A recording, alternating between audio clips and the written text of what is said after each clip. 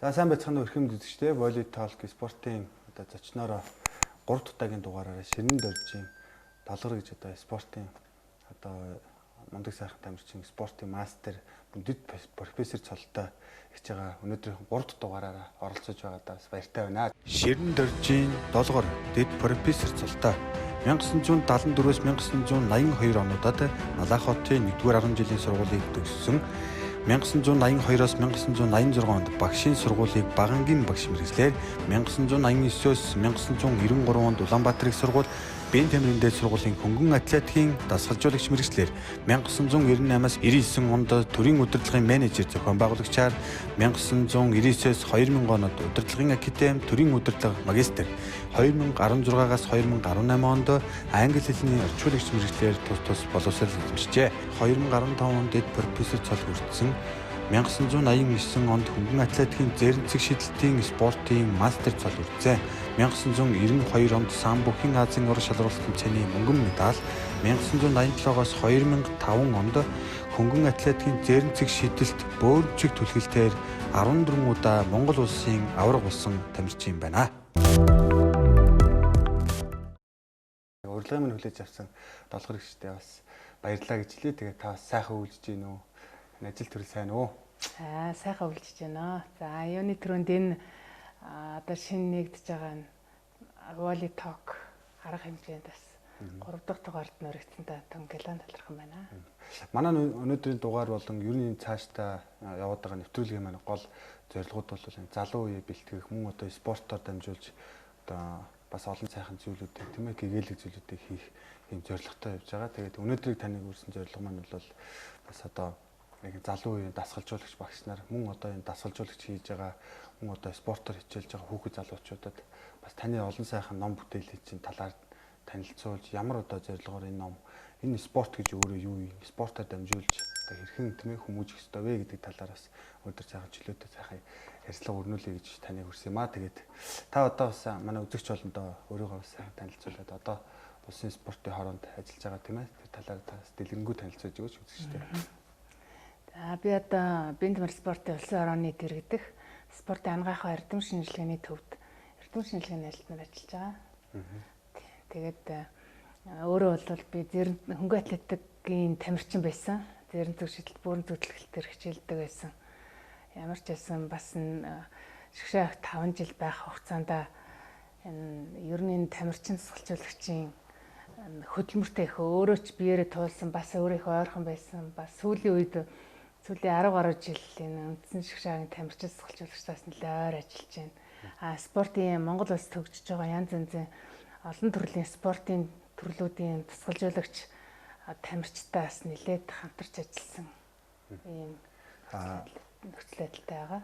Би таны нөгөө олон бас ярилцлага олон ингээд чигшөөгийн тамирчтай явж явах зургийг бас ингээд ажиллаад хараа явж байхад дээр бас тантай бас нэг уулзах завшаан олдоод хэсэг ярих зурд таны бас нэг зорж байгаа үг надад их таалагдсан. Энэ бол одоо бид нар хэдий одоо спортын одоо өндөр амжилтыг дэлхийд гаргахаас гадна бид нар өөрсдөө яг монгол хүн бэлтэж байгаа юм аа. Яг энэ спортоор дамжуулаад бид нар яг монгол хүнийг бас зөв төлөвшүүлэх, энэ спортоор зөв хүн болох юм аа гэдэг надад маш их таалагдсан. Та энэ зорж байгаа ажлынхаа талаар хүмүүс яагаад энийг бас одоо зорж хийх болсон бэ гэдэг талаар та танилцуулаач. За би яг өөрийгөө нөгөө тамирчин байх үеийг одоо тамирчид болон дасгалжуулагчдын ерөнхий тухайн үеийн хандлагыг бол мэдээд байгаа. Тэгээ одоогийн энэ одоо 20-30 жилийн дараах энэ тамирчин засгалжуулагчдын харилцаа ингээ ерөнхийд нь ажиглаад үзэхэд асар их зөрүүтэй. Тэгэхээр бид нарыг одоо тамирчин байхад дасгалжуулагч маань бидний одоо сурж мэдэх, танин мэдэх, боловсрох тэр бүх зүйлийг зөвхөн дасгалжуулалтын хажуугаар зэрэг анхаараа явдаг байсан юм бэл. Тийм ч учраас намайг шгшээгийн тамирчин байхад надтай хамтарч ээлжсэн хүмүүс одоо энэ амьдралаараа туршигдаад харагдаж байна л да. Ямар нийгэмд ямар байр суурь эзэлж явж байна уу?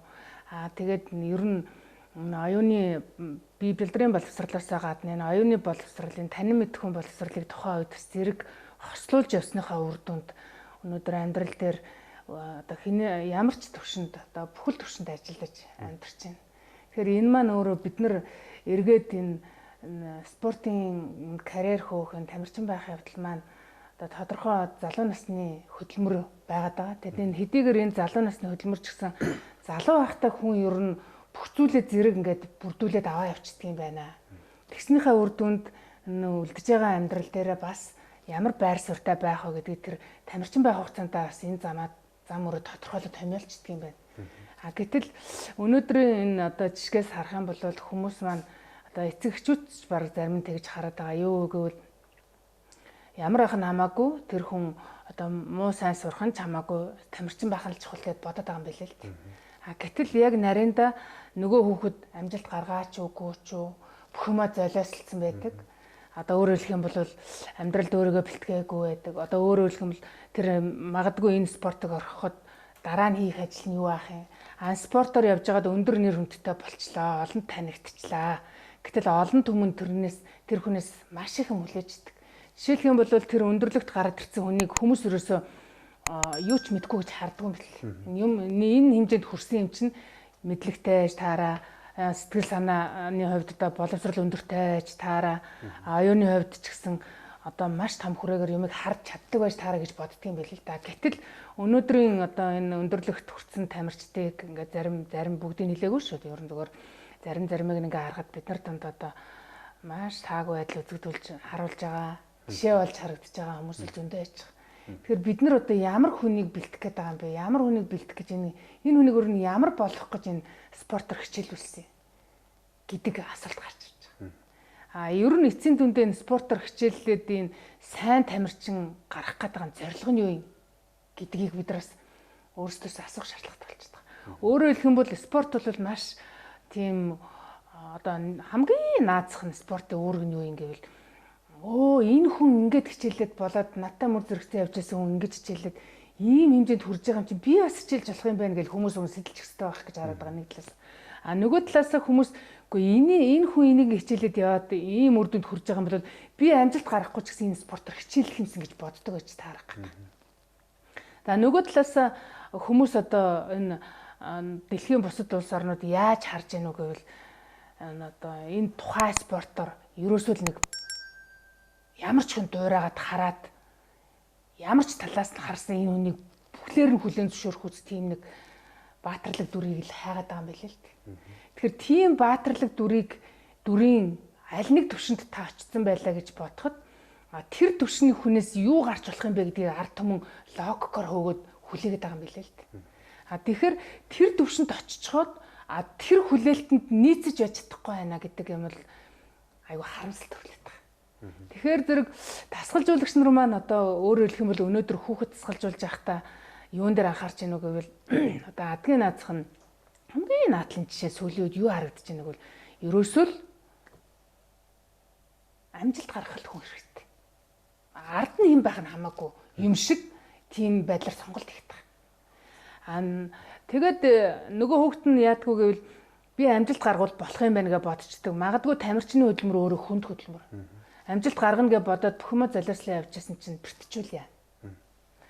Тэр нөгөө зорьсон зорилгодоо магадгүй хизээч хүрэхгүй бол яа гэдэг асуудал гарч иж байгаа юм. Тэгэхээр энэ маань өөрөөр хэлэх юм бол одоо энэ Монголд энэ спортоор хичээлж байгаа явдал нь одоо тамирчин хэрэг болж л байгаа л тэр тодорхой хэмжээний зорилго хүрэх юм байна. Зорилго нь өөрөө тодорхой үе шүү дээ. Бид нар юу юуг л олимпийн аварга болно гэж бодчихдог. Дэлхийн аварга болно гэж бодчихдог. Сайн. Уг нь бол сайн. Өмнө нь бол одоо олимпийн аварга болно, дэлхийн аварга болно, Азийн аварга болно гэдэг бол хэний санаанд багтдаггүй байлаа шүү дээ зарим спортын төрлүүд. Өнөөдөр бол одоо спортоор хичээлж байгаа хүн болгон ам бардам би олимпийн аварга болмоор байна гэж хүсэж хэлж чадж байгаа нь бас нэг талдаа сайн. Гэхдээ нөгөө талдаа магадгүй одоо тэр ямар чиглэлээс тэгж гарч ирж байгааг бол маш их сонин тохиолдлууд байдаг. Зарим нь бол багш нь дасгалжуулагч нь энэ бол сайн тамирчин болно гэж итгэл үзүүлж итгэл суулгаж байна. Нөгөө хэсэг нь бол эцэг гэх нь миний хүүхдэл олимпийн аварга болчихсоо гэж хүсэж байна. Гэтэл хамгийн гол юм нь юу вэ гэвэл тэр хүн өөрөө би олимпийн аварга болно гэж үнэнхээр хүссэн үү гэдэг асуудал. Дэлхийн аварга болно гэж үнэнхээр хүсэж чадсан уу гэдэг асуудал байдаг. Сая Монголын волейболын холбоо нийт багш дасгалжуулагчдын дунд та бас нэг сургалттай тийм бас дасгалжуулагчийн философийн талаар үзэл бодол баримтлалын талаар явж байхад надад нэг юм аюу гой санагдсан. Тэр юу вэ гэхээр нийт одоо танаа спорт ямарваа нэгэн спортоор суралцах гад ирж байгаа хүмүүсийг хэсэг бүлэгт авч үзэж байна. Өөрөө сонирхох гэж ирж байна, өөрөө оролдох гэж үзэж байна, эцэг эхийн шаардлагаар авч ирж байна. За мөн дээрээс нь дасгалжуулагч бас одоо энэ хүүхдийг сонгоод энэ спортоор хичээлүүл гоё гэдэг. Ийм олон нөхцөл шалтгаануудыг байгааг дасгалжуулагч өөрөө бас таньж мэдж яах нь айгүй чухал юм байна гэж би харсан.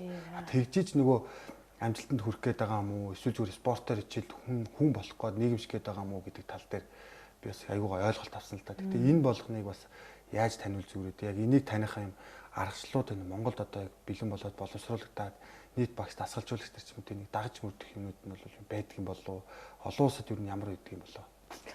Одоо миний сүүлийн энэ 10 жилийн туршлагаас ингээд харж байхад шгшээгийн дасгалжуулагч нартай бас энэ спортын холбоотуудын дасгалжуулагч нартай анхан шатанд ажиллаж байгаа дасгалжуулагч нартай өшөөгөр орон нутгийн энэ бие нэмэр спортын газруудад ажиллаж байгаа дасгалжуулагч нартай ингээд ажиллаж байхад юу тэндээс анзаарч харагддаг вэ гэвэл ерөөсөө хүүхдүүдийг одоо амжилтанд хүрэхийг л илүү чухалчилж харж байна. Эсвэл одоо хүн бэлдэж байна гэсэн. Амжилт ерөөсөө амжилт гаргана. Ерөөсөө амжилт нэгж байгаа нь яаж харагддаг вэ? Хэрвээ үнэхээр одоо зарим хүүхдүүд бүр хичээлдээ сар болоогүй байхад нь 2 сар болж байхад нь жил болоогүй байхад нь шууд тэмцээнд оруулж байна. Тэр янз янзын шатны тэмцээнүүд ч их олон зохиогддог болсон байна.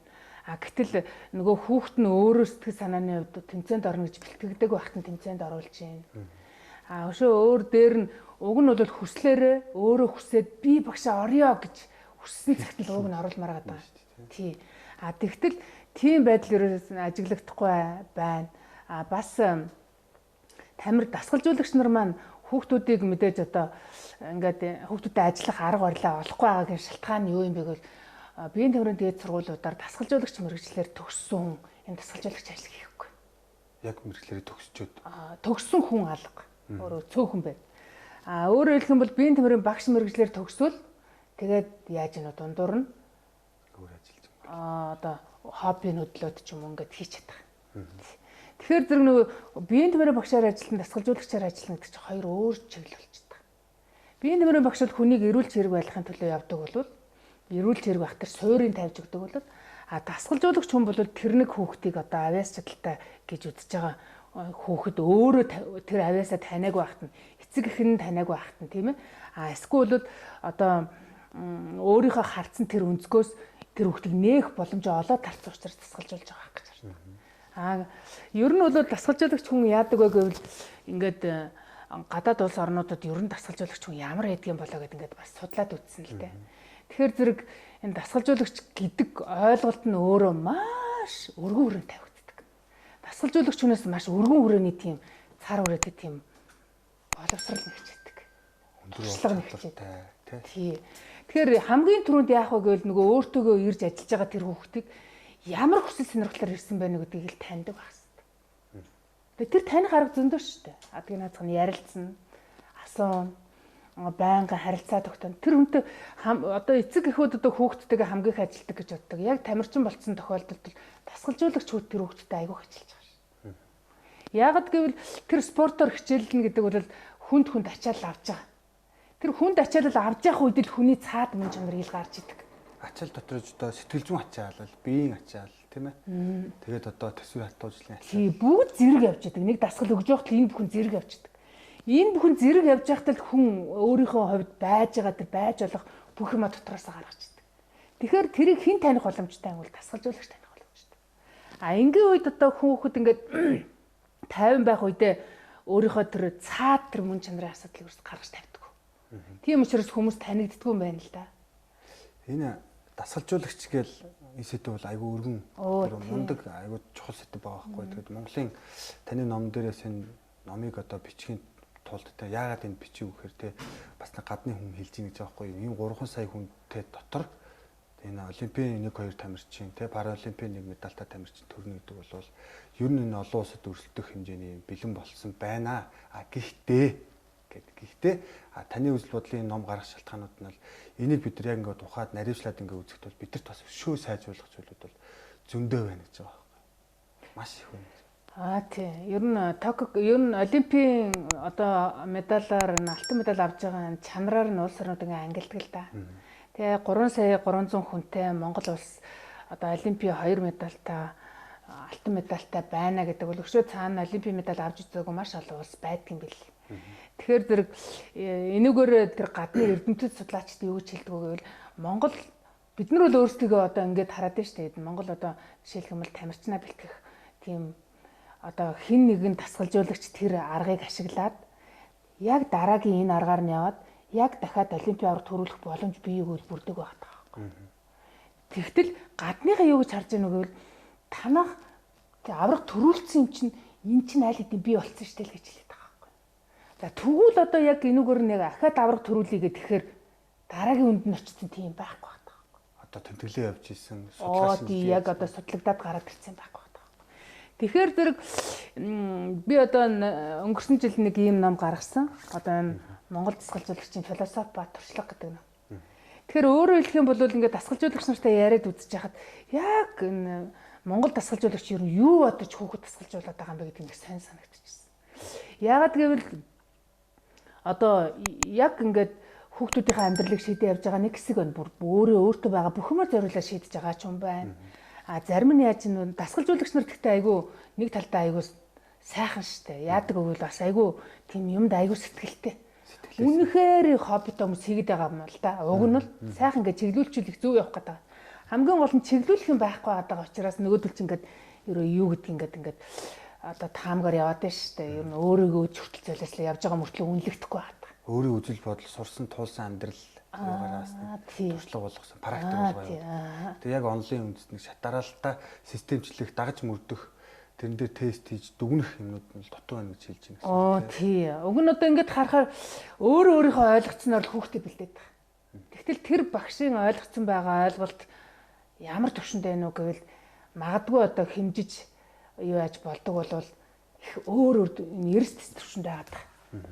Ийм маш савлгаатай гэсэн үг. Яг одоо анхан шатнд байгаа дасгалжуулагч нар яг анхан шатнд зориулсан дасгалжуулагч өөрөө мөн үү гэвэл мөн гэж хэлэхэд хэцүү л байгаа байхгүй. Тэгтэл магадгүй шигшээд гараад ирж байгаа дасгалжуулагч нь яг шигшээгийн тамирчныг дасгалжуулах өндөр ур чадвартай дасгалжуулагч мөн үү гэвэл бас л эргэлзээтэй байх чинь ингээд айгүй тийм өрөө ураавар байгаа нь өөрөө нөгөө нэг тухайн цаг үед спортоор хичээлж байгаа хүүхдүүдэд ямар нөлөө үзүүлж гэнэ гэдэг бид бас бодох шаардлагатай болчихж байгаа. А тухайн цаг үед хүүхдүүд Монгол хүүхдүүд бол угаасаа авиастай, мэдрэмжтэй, өөрийн бас нэг тийм байгалийн хөгжил байгаад. Өнөөдөр энэ тамирчдын гаргаж байгаа амжилтын бол дийлэнхийн энэ хөгжлөөр л яваад байна уу гэж харагдаад байна. А тэгтэл энэ дээр одоо тэрийг мэдэрч ойлгож, дэмнэж одоо яг тэр тухайн хэрэгтэй үед нь ирлэж хурцлж чаддаг тийм хүн хэр олон байна уу гэдэг л тэр дасгалжуулагчийн ур чадвар асуудал болж байна. Гадны дасгалжуулагчийн одоо энэ олон улсад олимпиад маш их олон медаль авч байгаа өндөр хөгжлийн спортынхаа чиглэлээр те энэ гадны орнуудын бид нар хуулбарлаад тэр схем тэр одоо хэдэн минутаар тест аваад ингүүл одоо ийм үр дүнд хүрэхтэй гэдэг. Энийг нь авах гэхээр бас Монгол хөрсөн дээр бас буухгүй байх онцлог байгаа юу. Жишээл одоо цаг уурын байдал те Монгол орны эдийн засгийн нийгмийн байдалтай уялдуулаад энийг ингээ барай явах жоох хэцүү юу. Яг Монгол иш гол гараад ирэх хэрэгтэй гэж бодож байна. Олон улсыг дагахад бид хэр зөрүүтэй байх вэ? Одоо ер нь бол манайхан юу гэж хараад байгаа вэ гэвэл ерөөсөө л гадны туршлагыг л Монголд хэрэгжүүлэх болох юм байна гэж хараад байгаа. Гэтэл гадны туршлага бол жишээлх юм бол Америкийнх гэвэл Америкийн цаг уур онцлог тохирсон тэр цаг уур онцлог тохирсон тийм л бүтээгдэхүүн тэнд гараад ирсэн байгаа шүү дээ. Тэр хүний организмын үйл ажиллагаанд ерөнхийдөө тохирсон нэг тийм тоталны ажиллагаа гарч ирж байгаа. Гэтэл Монгол хүн чинь шал өөр. Амьдардаг орчин нь өөр. Цаг агарын нөхцөл нь өөр. Монгол хүн яагаад энэ тэнд очиод дандаа зогцоод идэв. Гэвэл хоногтой болоо нэмэх асах 20 градусын зөрүүнд амьдарч байна гэж байна шүү. Тэгтэл гадныхан яаж гинэ? Нэг 15 градусаас бол 15 градусаар бүтэн өдөржингөө байх чинь. Тэр чи тэр хүн тэр олон цаг агарын нөхцөл зохирох тийм шаардлага гарахгүй байгаа юм л да. Гэтэл Монгол хүн яагаад айлч газар очисон зохироод зогцоод ажиллаад амьдраад идэв юм бэ гэдэг нь бид нар ерөөсөй байглаасаа өгсөн өгөгдөл юм бэл. Тэгэхээр бид нар энэ өгөгдөл дээр тулгуурласан юу гаргах боломжтой юм бэ гэвэл бүр тийм яг л Монгол хүн тохирсон ямар аргачлал байх боломжтой гэдгийг бид нар өөрсдөөсөө л хайх хэрэгтэй юм бэл л да өгнө. Энэ манай энэ юу л байна л да энэ хүүхдүүд шүү дээ тийм ээ. Хүүхдүүдтэй ажиллах арга барил. Тэг хүүхдүүд нь одоо эцэг ихтэй яаж зөвлөдөг вэ? Тухайн нийгмийн амьдралд зориулж зөвлөгөө өгж амьдрал юм явагдаж байгаа шүү дээ тийм ээ. яг тэрэнд чиглэсэн спортын бас хүүхдийн бүр одоо энэ цэцэрлэгээс нь гэж таны улсын биеийн тамир спортын хороо бүр авч үзэх хэрэгтэй юу одоо яах хэрэгтэй гэдэг юм бол одоо жишээлбэл биеийн тамирын багш болоод ингээ гараад ирж байгаа дасгалжуулагч багш нар тайлж байгаа. Нэг нь бол дуртай хоббигоороо хийж яг одоо энэ Монголын нэг мэрэгжлийн тамирчдыг бэлтгэх институт гэдэг юм одоо саяхан л нэг юм одоо эрдэм шинжилгээний баг хүрээлэн гарлаа гэдэг Батнасан багш юм бас хурал юу би үзчихсэн. Тэгээд яг энэ дээр гарч ирж байгаа тамирчдыг бэлтгэхэд энэ эрдэм шинжилгээний хүрээлэн яг бүрийн доороос нь эхэлж ажиллах уу эсвэл одоо байгаа шгшээ баг дээрээ тулгуурлаад ингэж яваад амжилт руу бас явах уу гэдэг ялгааг та хэлж өгч. Одоо жишээлх юм бол энийг волейбол дээр л аваад үзье л да.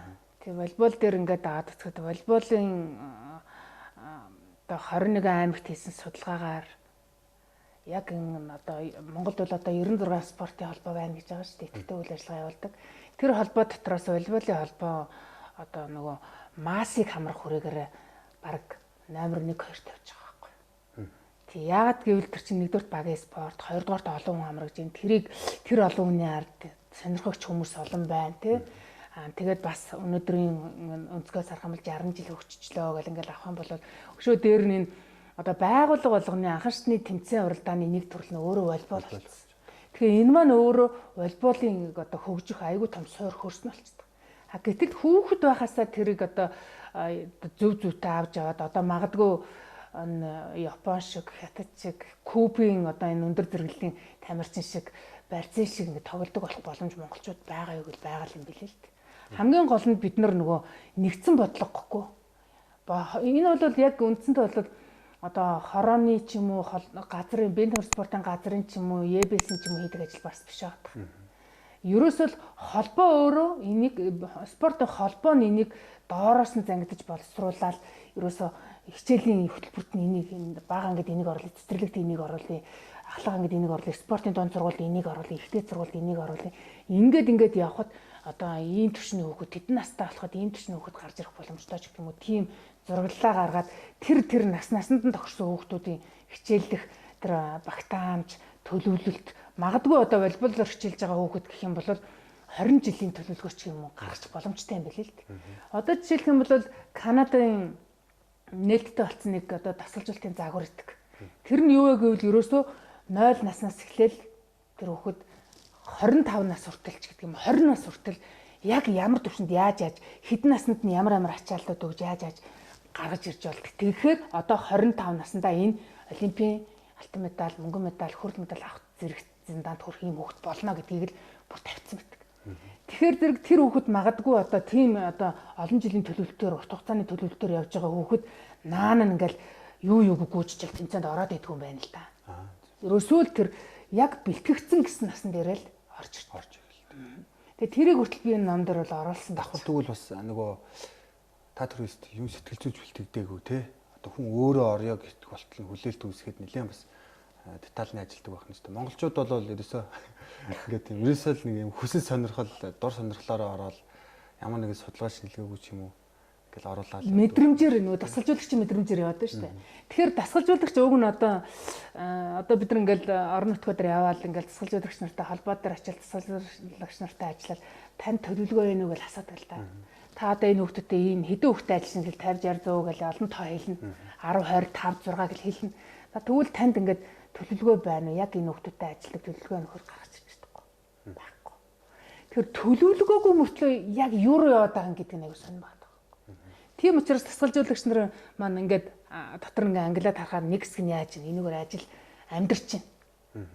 Нэг хэсэг нь яаж ийн. Үнэхээр энэ хэдэн хүүхд авьяас хүүхд харагдаад идэг энэ хүүхдүүдийг сайн хүүхд болгосон гэж бодож байна. Нэг хэсэг нь яаж ийн вэ гэвэл энэ нэг жоохон чадвартай хүүхдүүдийг ашиглаад өөртөө одоо муухайгаар өөршөөр муухайгаар хэлвэл ашиглаад өөртөө алдар нар болж байна. Энд чи аюу сайн цэцэлжүүлэгчтэй. Гэтэл нөгөө хэсэг нь яаж ийн гэвэл үнэхээр энэ спортоор хичээлэх гээд ирж байгаа хүүхэд болгоныг волейбол сургачих юмсан. Тэр одоо магадгүй цанаар голгуулаа сургачих юмсан. Магадгүй одоо зөв гүйлгээ сургачихсан гэдэг боддөг юм байна л. Тэр ийм олон ийм ашиг сонирхол өөр юм өнцөг дээр энэ хүмүүс ингээд дасгалжуулж байгаа учраас хүүхдүүд маань тэр хэрээр аль зөв дээр очисон л хожиж байгаа. Аль нэг одоо өнцөг дээр таарсан гот нь ингээд нэг хэсэг одоо юу яагаал хэрэглэгдээл хэрэггүй болчих. Тамирчдыг бол яг амжилт гаргахыг авч ийн гэж бас тий. Амжилт гаргахгүйнүүд нь л ингээд орхитохоор бас хайр юм тий. Яг энэ Монголын одоо жишээлбэл ингээд Америк бол хүүхдүүдээ заавал нэг юмд явуул гэж шаарддаг гэж байгаа байхгүй юу? Энэ өөрөө заавал спорт биш маа гэхэд одоо хөгжимч байдаг юм. Ямар нэг дугуйлан зураг байдаг юм те. Ингээд яв гэж шаарддаг. Бидэрт ерөөсөө тийм байхгүй те. Ямарваа нэгэн одоо нийгэм шиг төлөвшөх юмар яваа гэдэг тийм байдаг. Тэгээ сая ингээд таны ярианаас ингээд харж байхад яг ингээд дасгалжуулагч багш нартай уулзаад яг шахдаг бас тогтолцоо. Яг энийг ингээд та нар энийг хийх ёстой шүү гэд хянаад өгдөг юм бас байдгүй болов уу гэж надад харагдаж байна. Ингээд явах юм бол багш дасгалжуулагч ирж чинь би багш дасгалжуулагч болохын тулд хүн бэлдэж байгаа юм чи өөрөө хариуцлагатай байх хэрэгтэй байна. Юу хийж байгаа, яаж төлөвлөж байгаа бас хянуулдаг байх хэрэгтэй байна. Энэ хяналт энэ биеийн тамирын багш нар дээр сул байгаа учраас биеийн тамирын багш нар зүгээр сонирхлох хүрээнд хийгээд байна уу? Та энэ юу гэж ярьж байна? Энэ нөгөө одоо өөрөө зарим нь бол дасгалжуулагч болъё гэж бодоогүй ээжэд аймаг дүүргэсэн шахдаг байж магадгүй. Тий. Одоо ер нь бол одоо бид нар ингээд биеийн тамирын багш нарын дотор ер нь ямар спортын төрлийн хүмүүс дагнаад байна вэ гэдэг судалгааг хийж үзсэн. Тэгээд үзэхэд бол спорт тоглоомол дагнадаг. Тэр дундаа волейбол, сакс гэдэг. Тэгэхээр зэрэг биеийн тамирын багш нарын дийлэнх хувь нь бол волейболын багш нар бас эзэлсэн байгаа юм бэл. Тийм учраас бас волейбол маань хөгжөд байгаа ч гэж магадгүй юм бэл. Хамгийн гол нь одоо миний зүгээр одоо судлаач хүний хувьд харж байгаа өнцөг шүү дээ. Тэгээ бусад хүмүүс юу гэж бодохыг бол би мэдэхгүй байна. Ямар ч хэлсэн одоо анхан шатанд одоо тийм олон тасгалжуулагчтай болцсон. Одоо юу мэрэгжлийн одоо бас мэрэгжлийн гэхээс илүү сонирхож байсан хүмүүс нь ингээ багш болцсон болвол тэд нартайгаа хэн ажиллах юм бэ гэвэл уг нь холбоо л ажиллачмаар байгаа юм л да. Спорт холбоо.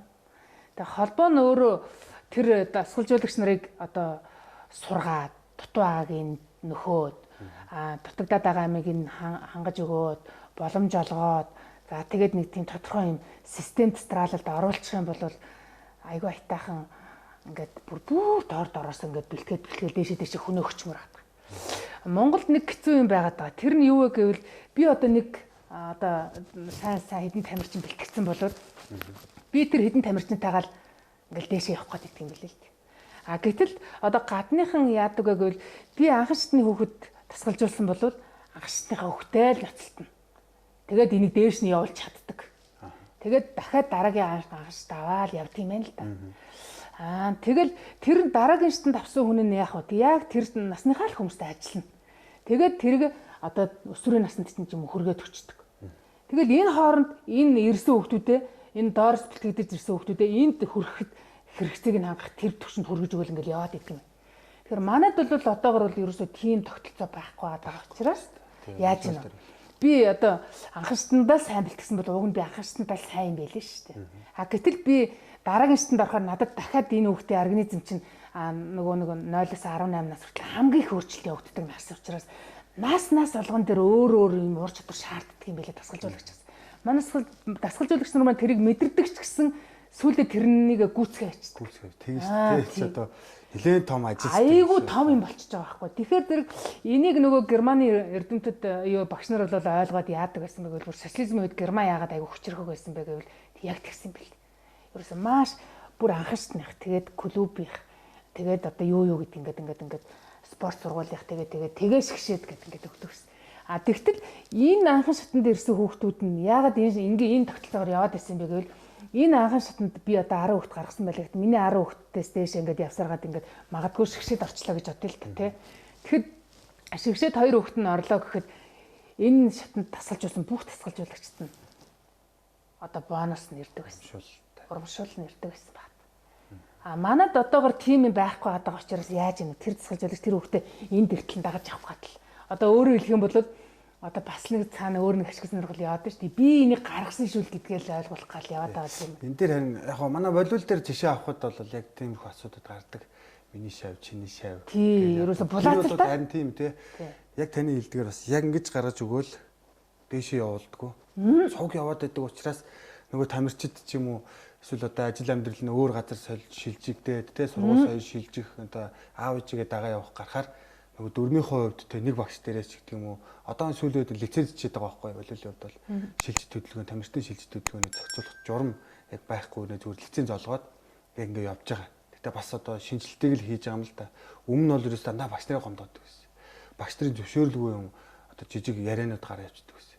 Эсвэл нөгөө багш нь яг жоохон ажиллаад хүүхдтэй ажиллаад дуртай болгоод жоохон чангалал тийм мэдээж амжилтанд хүрэхэд бол багш тасалжуулагч нь ингээл найлал ингээл тийм ихрэлээд байхгүй шүү дээ. Бас тодорхой хэмжээний шаардлага тавьж яхад хүүхд одоо эцэг ихтэй ч юм уу ядрах шантрах үедээ буруу мэдээлэл өгдөг те багш одоо загнаж ийн муухай аштай болчлаа ийм байгаагүй ч гэх юм уу багшаа солиоч гэх юм уу өөрөө эсвэл зүгээр яг тэрийг даваад гарч чадахгүйгаараа өөр нэг багш дээр очивол тэгтэл нөгөө багштай бол амар азны болчихж байгаа байхгүй билүү хүүхд аваад өөстэй нэ тэрийгэл тэгээ зөвшөөрс юм уу гэхээр зүгээр гээд ээж аав нь явчихаа ээж аав нь зөвшөөрчлөө гэдгийг нь ойлголтоор нь авчдаг дараа нөгөө тэр багшийн хөдөлмөр байхгүй болчихдог ерөөсөө л энэ багш нар баярлах гүнийх юм бол яг энүүхэн юмд л явж чинь тэг яг дээрээс гарч ирсэн бүгд одоо бэлдээд ингэ явах юм бол одоо шагнадаг урамшуулдаг тийм систем тогтолцооноос байхгүй юм л да. Тэг таны хэлдгээр бас мэдээж миний ойлгохгүй байгаа ч юм уу нийт хүмүүс бас энийг ерөөхдөө ойлгохгүй шүү дээ. Яг улсын биеийн тамир спортын хороонд зохицуулж энийг бодлогоор авч явах хэрэгтэй юм уу? Эсвэл тухайн спортын холбоотууд нь ажиллаж одоо яг ингэ чиглэлийг авч явах хэрэгтэй юм уу гэдэг. Тийм. Тэгэхээр одоо спортын холбоотууд өнөөдөр яагаад нэг үйл яг л нөгөө мэрэгжлийн тамирчид юм уу магадгүй одоо яг ямар чиглэл рүү илүү анхаарат байна гэдгээс шалтгаалаад энэ асуудлаас тодорхойлогдож байгаа. Зүгээр бусад улс орнууд яадаг вэ гэвэл одоо жишээлх юм бол аль нэг холбоо байлаа гэж бодоход тэр холбоогоо тэр спортоор дамжуулаад олон хүн хичээлж ивэл сайн гэж үздэг. Ялангуяа Солонгос жишээлх юм бол тухайн спортоор олон хүн хичээлж ивэл тэр холбоо нь одоо ажиллаа хийж ин гэж харах юм билээ л. Тий. Тэр спортоор мэрэгжлийн тамирчинч гарах ёстой, олон хүн хичээлэх ёстой. Олон хүн сонирхож хичээллэх тусмаа олон хүний хөрөнгө оруулалт төрлөө гарч ирдэг. Тэр мэрэгжлэр төгсөж гарсан дасгалжуулагч юм уу одоо биеийн тамирын багш одоо яадгүй гэвэл тэр нөгөө зах зээл дээр гарч борлогдох боломж нь илүү дээшилдэг ч гэдэг юм уу. Одоо нэг клуб байгуулахад ч гэсэн клуб нь одоо хөл дээр байнга доктортой байж чаддаг ч гэдэг юм уу. Ерөөсөө л энэ л юм билээ. Одоо тэгэхээр нөгөө айл спортын төрөл одоо Монголд 3 сая 300 хүнтэй нэг спортын төрөл дагнаад бүгдийг аваад авчихсан ч гэж болчих гээд байгаа юм л да. Цөөхөн шүү дээ. Тэгээ өгнөл. Гэтэл манайд одоо 96 спорт хөгжиж гин гэж үзэж байна. Энэ дотроос хэдэн хүнийг эрүүл байлгах одоо нэмэр хандаа өгөх боломжтой юм гэдгийг ч бид нараас бодох хэрэгтэй болчихж байгаа юм л да. Манай волейбол яг хамгийн их мастай гэдэг бас нэг тоо Батын хаахын наримчгийн дараа үед бас спортын холбоотуудын дэлтгэл тавьж захтаас дүрдсэн байж байна. Тэгээ энийг би бас их зөв бодлого барьж явсан яах вэ гэж боддог. Батын хаахын үед бол бас одоо энэ спортоор 20 жилийн салбарт ажилласан. Мэдээж бол одоо салбар болгон тарин төрний хилдэг шиг байгуул болгонд эхлээ волейбол нэгдсэн болж байна. Ингээд маас бол ерөөсө салбар тэгээд одоо хөгшин залуугүй бүгд тоглох юм боломжтой спортын төрөлд орж байна. Тэгээ энийг одоо хөгжүүлэх гол бодлого хамгийн гоё миний одоо хүндлээд байгаа хүндэл нь бол юун дээр нөхөр миний волейболын тэмцээн, улсын аваргын тэмцээн, ямар айл нэг болж байгаа тэмцээн дандаа ажлын бус цагаар хичээл сургалтын амралтын өдрүүдээр болж байгаа нь өөрөө айгүй хүүхдийг хамруулахад чиглээд байж байна. Ямар нэгэн одоо нэг хичээл сургуулийн стрим проблем эцэг ихт нь дарамт шахалт учруулгуугаар яг амрахт нь сайхан тэмцээнд явдаг.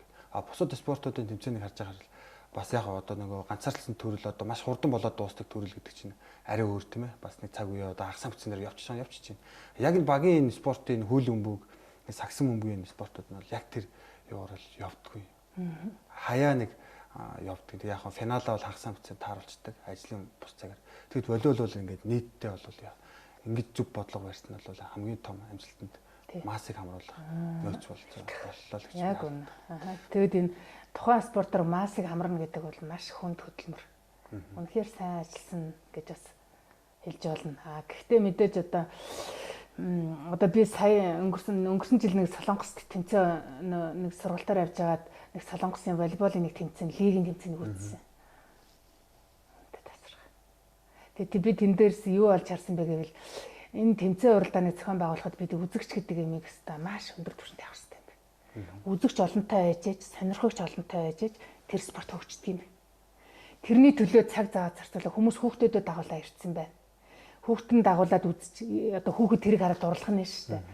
Тэгээ тэр дунд ингэ шоунуудыг их явуулдаг юм байна. Одоо жишээлбэл нэг тэмцээн явуулахдаа тэр зөвхөн нэг тоглолтын дээр л гэх чинь мэдээгүй ингэ завсралгаа болгоноор л өөр юм одоо сюрприз болж байгаа байхгүй юу? Үзэгчдийг өөд байхгүй бах тий.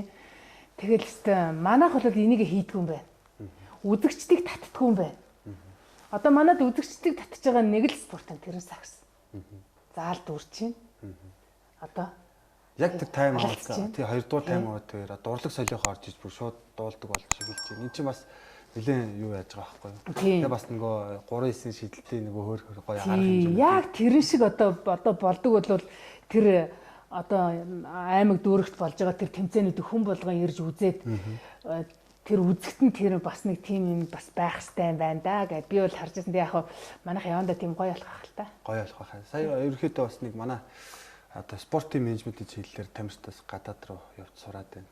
Манай номоо гэдэг бас нэг спортын үзэгчдийг татах яг юугаар бас нэг магистрийн зэрэг хамгаалаад ирсэн. Тэгээд одоо яг боловлол дээр ажиллаг өөр спорт дээр ажиллаж байгаа Монголдо ирсэн байж байгаа. Тэгээд би түрүүн хоёлыг ярьж байхад одоо маш их хүмүүс одоо энэ спортоор хичээлж байвал тухайн улс нь одоо энийг ажиллаа хийж гинэ гэж бодож байгаа шүү дээ.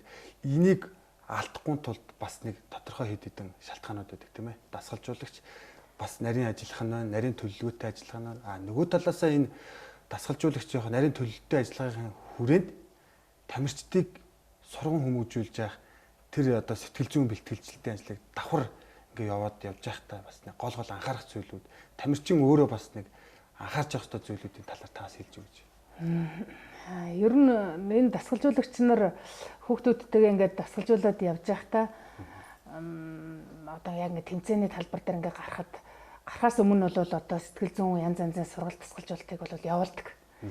Бэлтгэл сургуулаа хийж байхдаа сэтгэл зүйн асуудлыг бол давхар шийдээ явцдаг. Уг нь бол тэрийг одоо манайхан юу гэж ойлгоод байна уу гэвэл одоо ямар нэгэн асуудал гарахад сэтгэл зүйн асуудлаас болж байгаа нүнэ.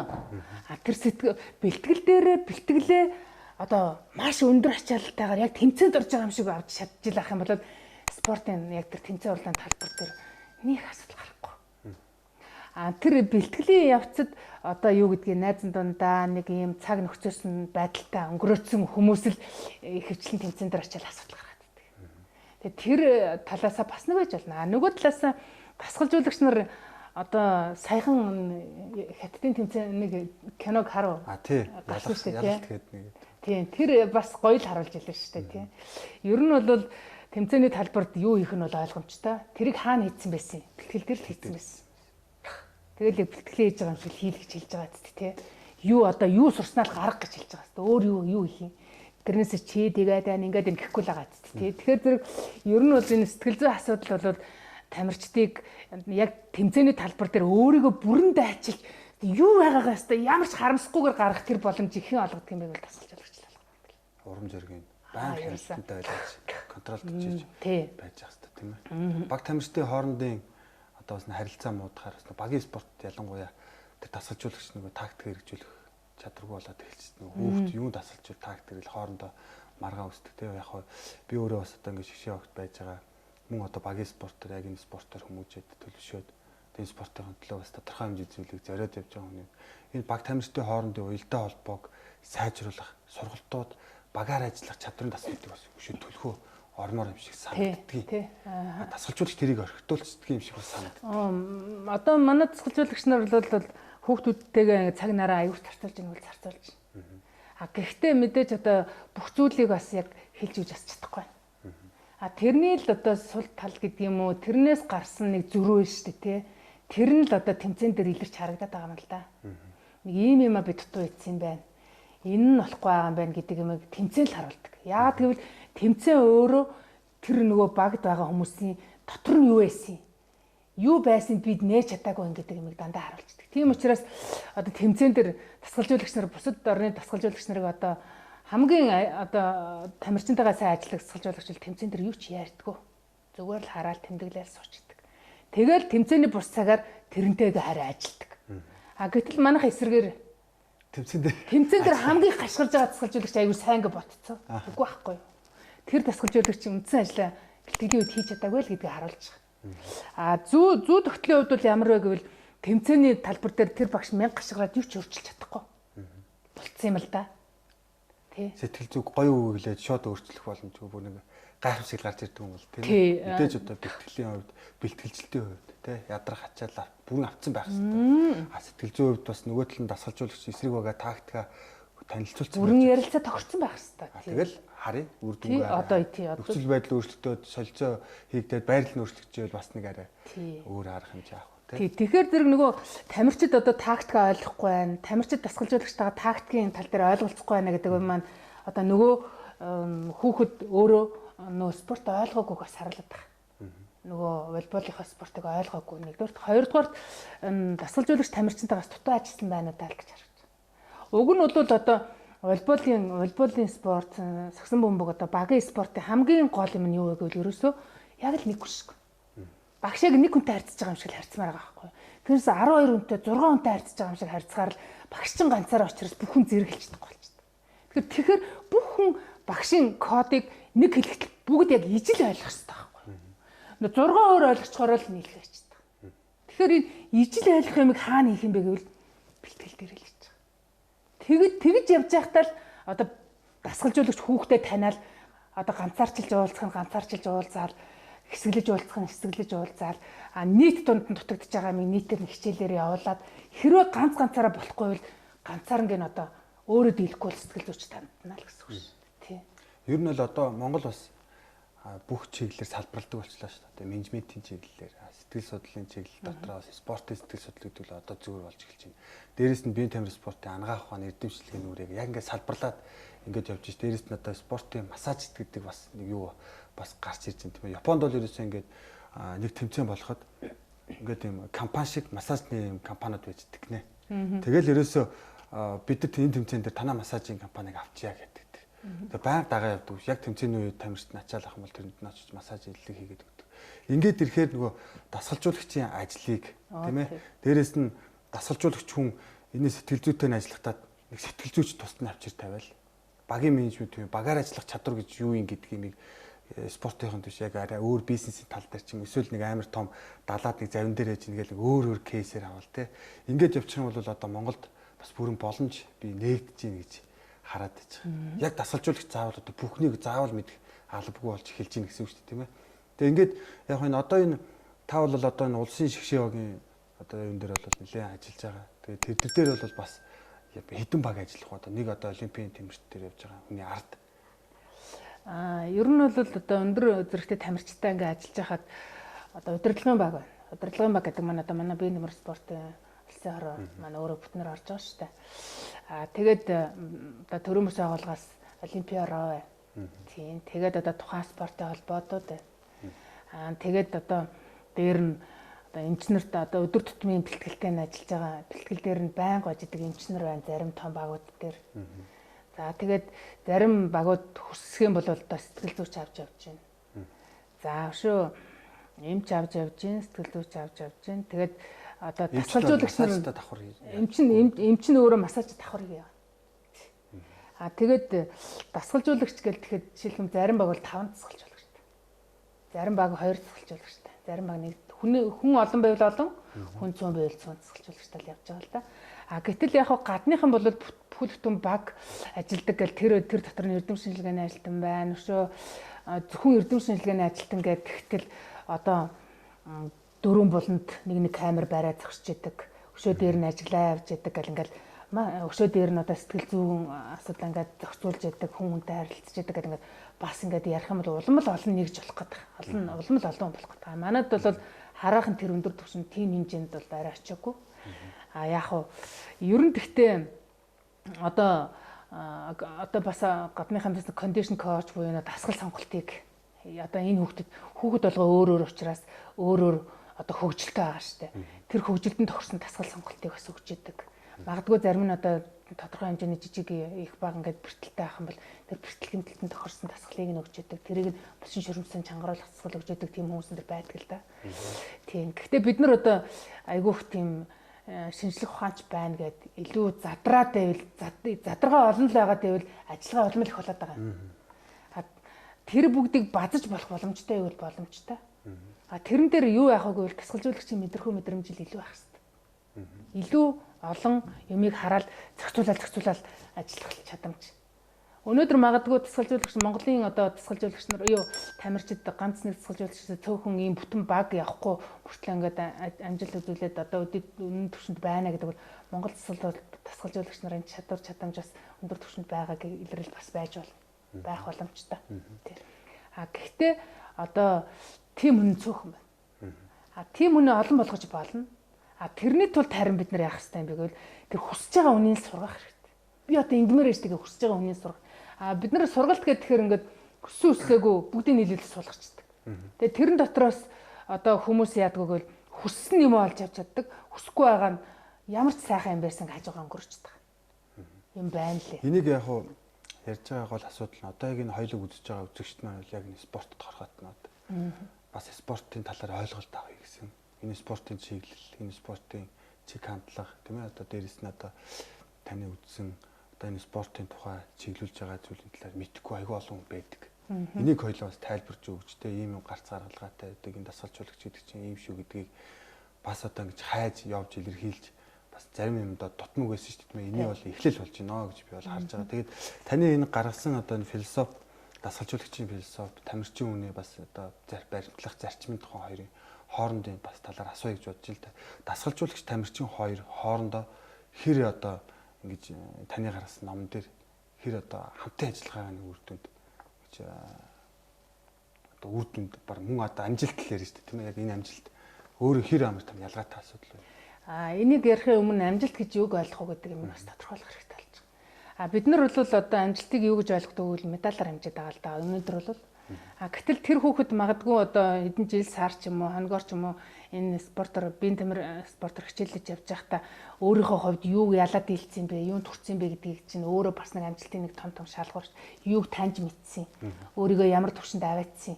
Өшөө тэрнээсээ сэтэлжээд амьдралдаа юуг шинээр бүтээсэн гэдэг юм чи өөрөө хэмжигдэшгүй тийм зүйлүүд байгаа байхгүй юу. Гэтэл бид нар одоо бол харагдаж байгаа нь харахад ойлгоход арай хэлбэрээр нь медалаар хэмжиж байгаа. Тэгээ медаль авч чадахгүй юм чадаагүй байна гэж бодоод байдаг. Гэтэл тэр хүн амьдралд энэ хүнд хүчээр дасгалыг хийж явж байхдаа амьдралд сэтгэлийн хац суусан байж байна. Амьдралд ямар нэгэн юмд одоо гомдохгүй өнгөрөөж чаддаг болсон байж байна. Гэх чинь өгж байгаа юм зөндөө байдаг.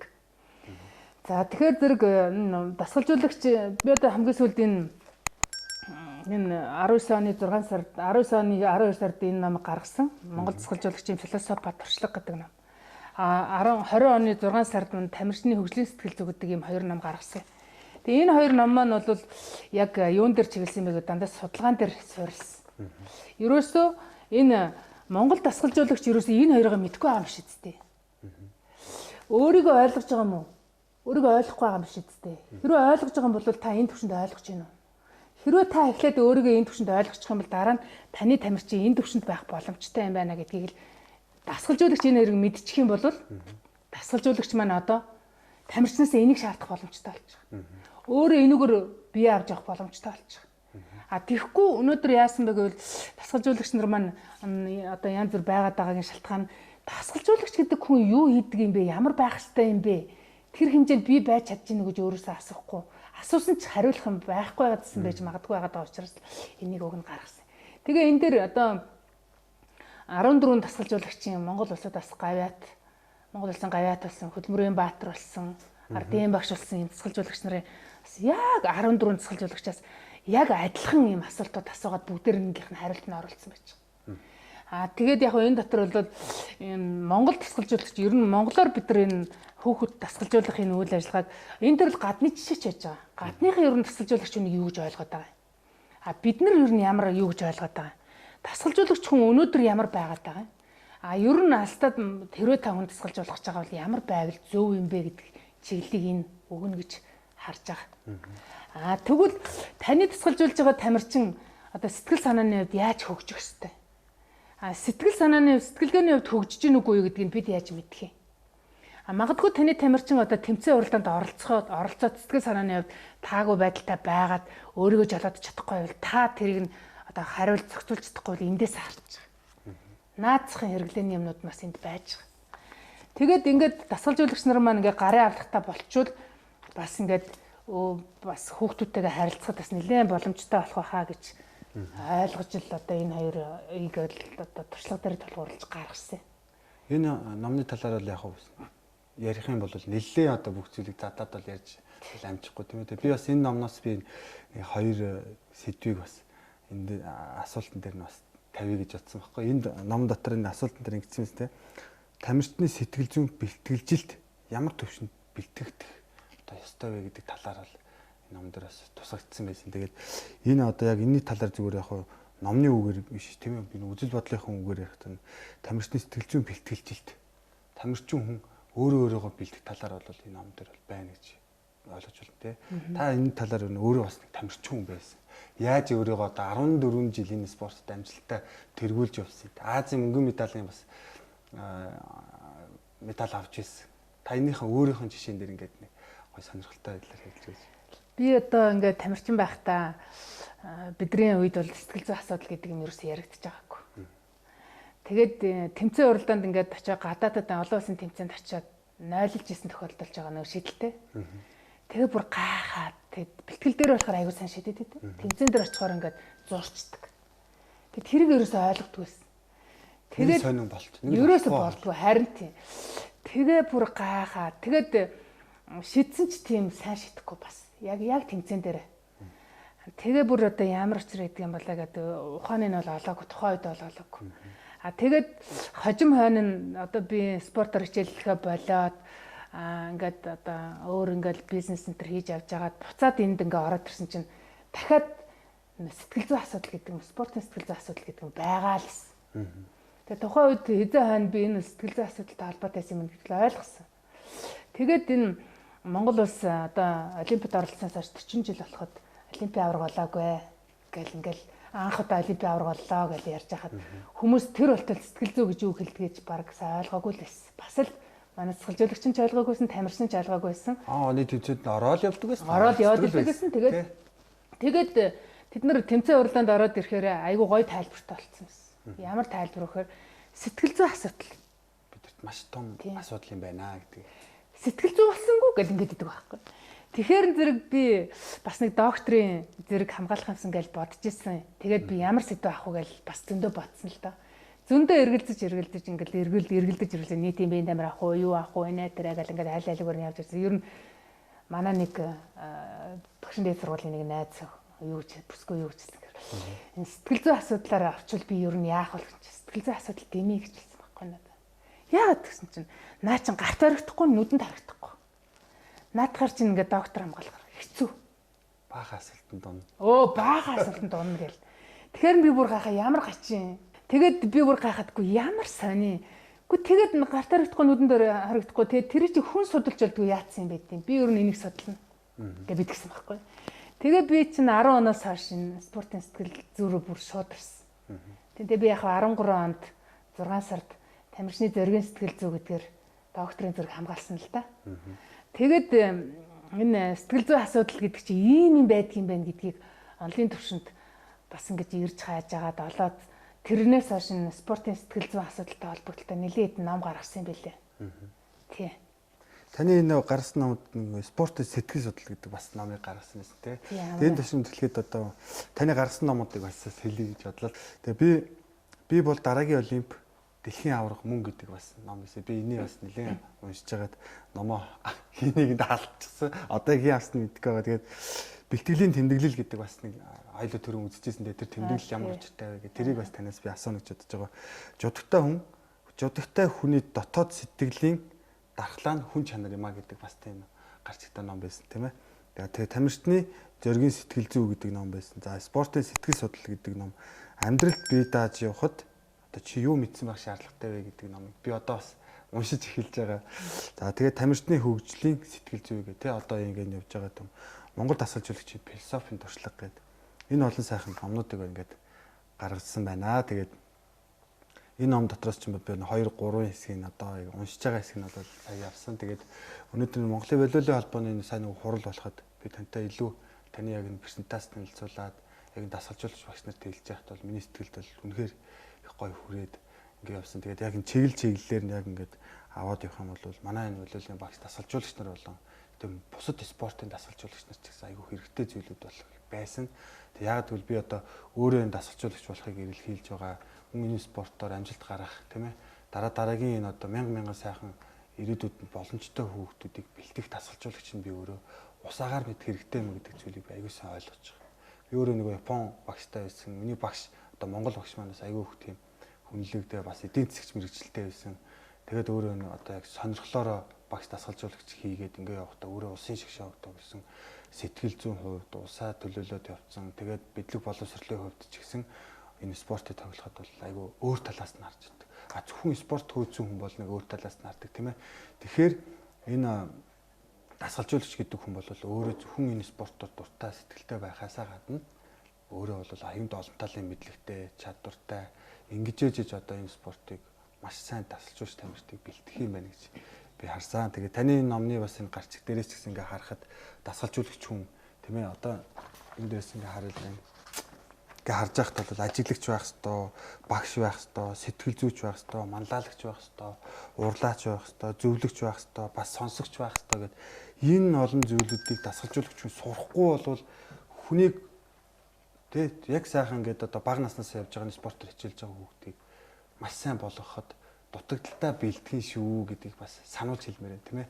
Тэгэхээр багш дасгалжуулагч юм Монголын ирээдүйн сайн тамирчдыг бэлтгэл гэж байгаа бол таны энэ сайхан номдыг бас ийм гоё бүтээл гаргацсан байгаад би үнэхээр их баярлж байна. Тэгээд бүх номд чинь бол танаас авсан. Ховор номын чи хүртэл би нэг гойж агаад нэг авсан. Тэгээд танд бас одоо баярал талархснаа илэрхийлээ. Тэгээ мөн үзэгчд манаас энэ номыг авахаар бол тийм ээ. Одоо бас хаана ямар номын дэлгүүрүүд төр байгааг та хэлж өгөөч. За, дүүдэг ялалаа.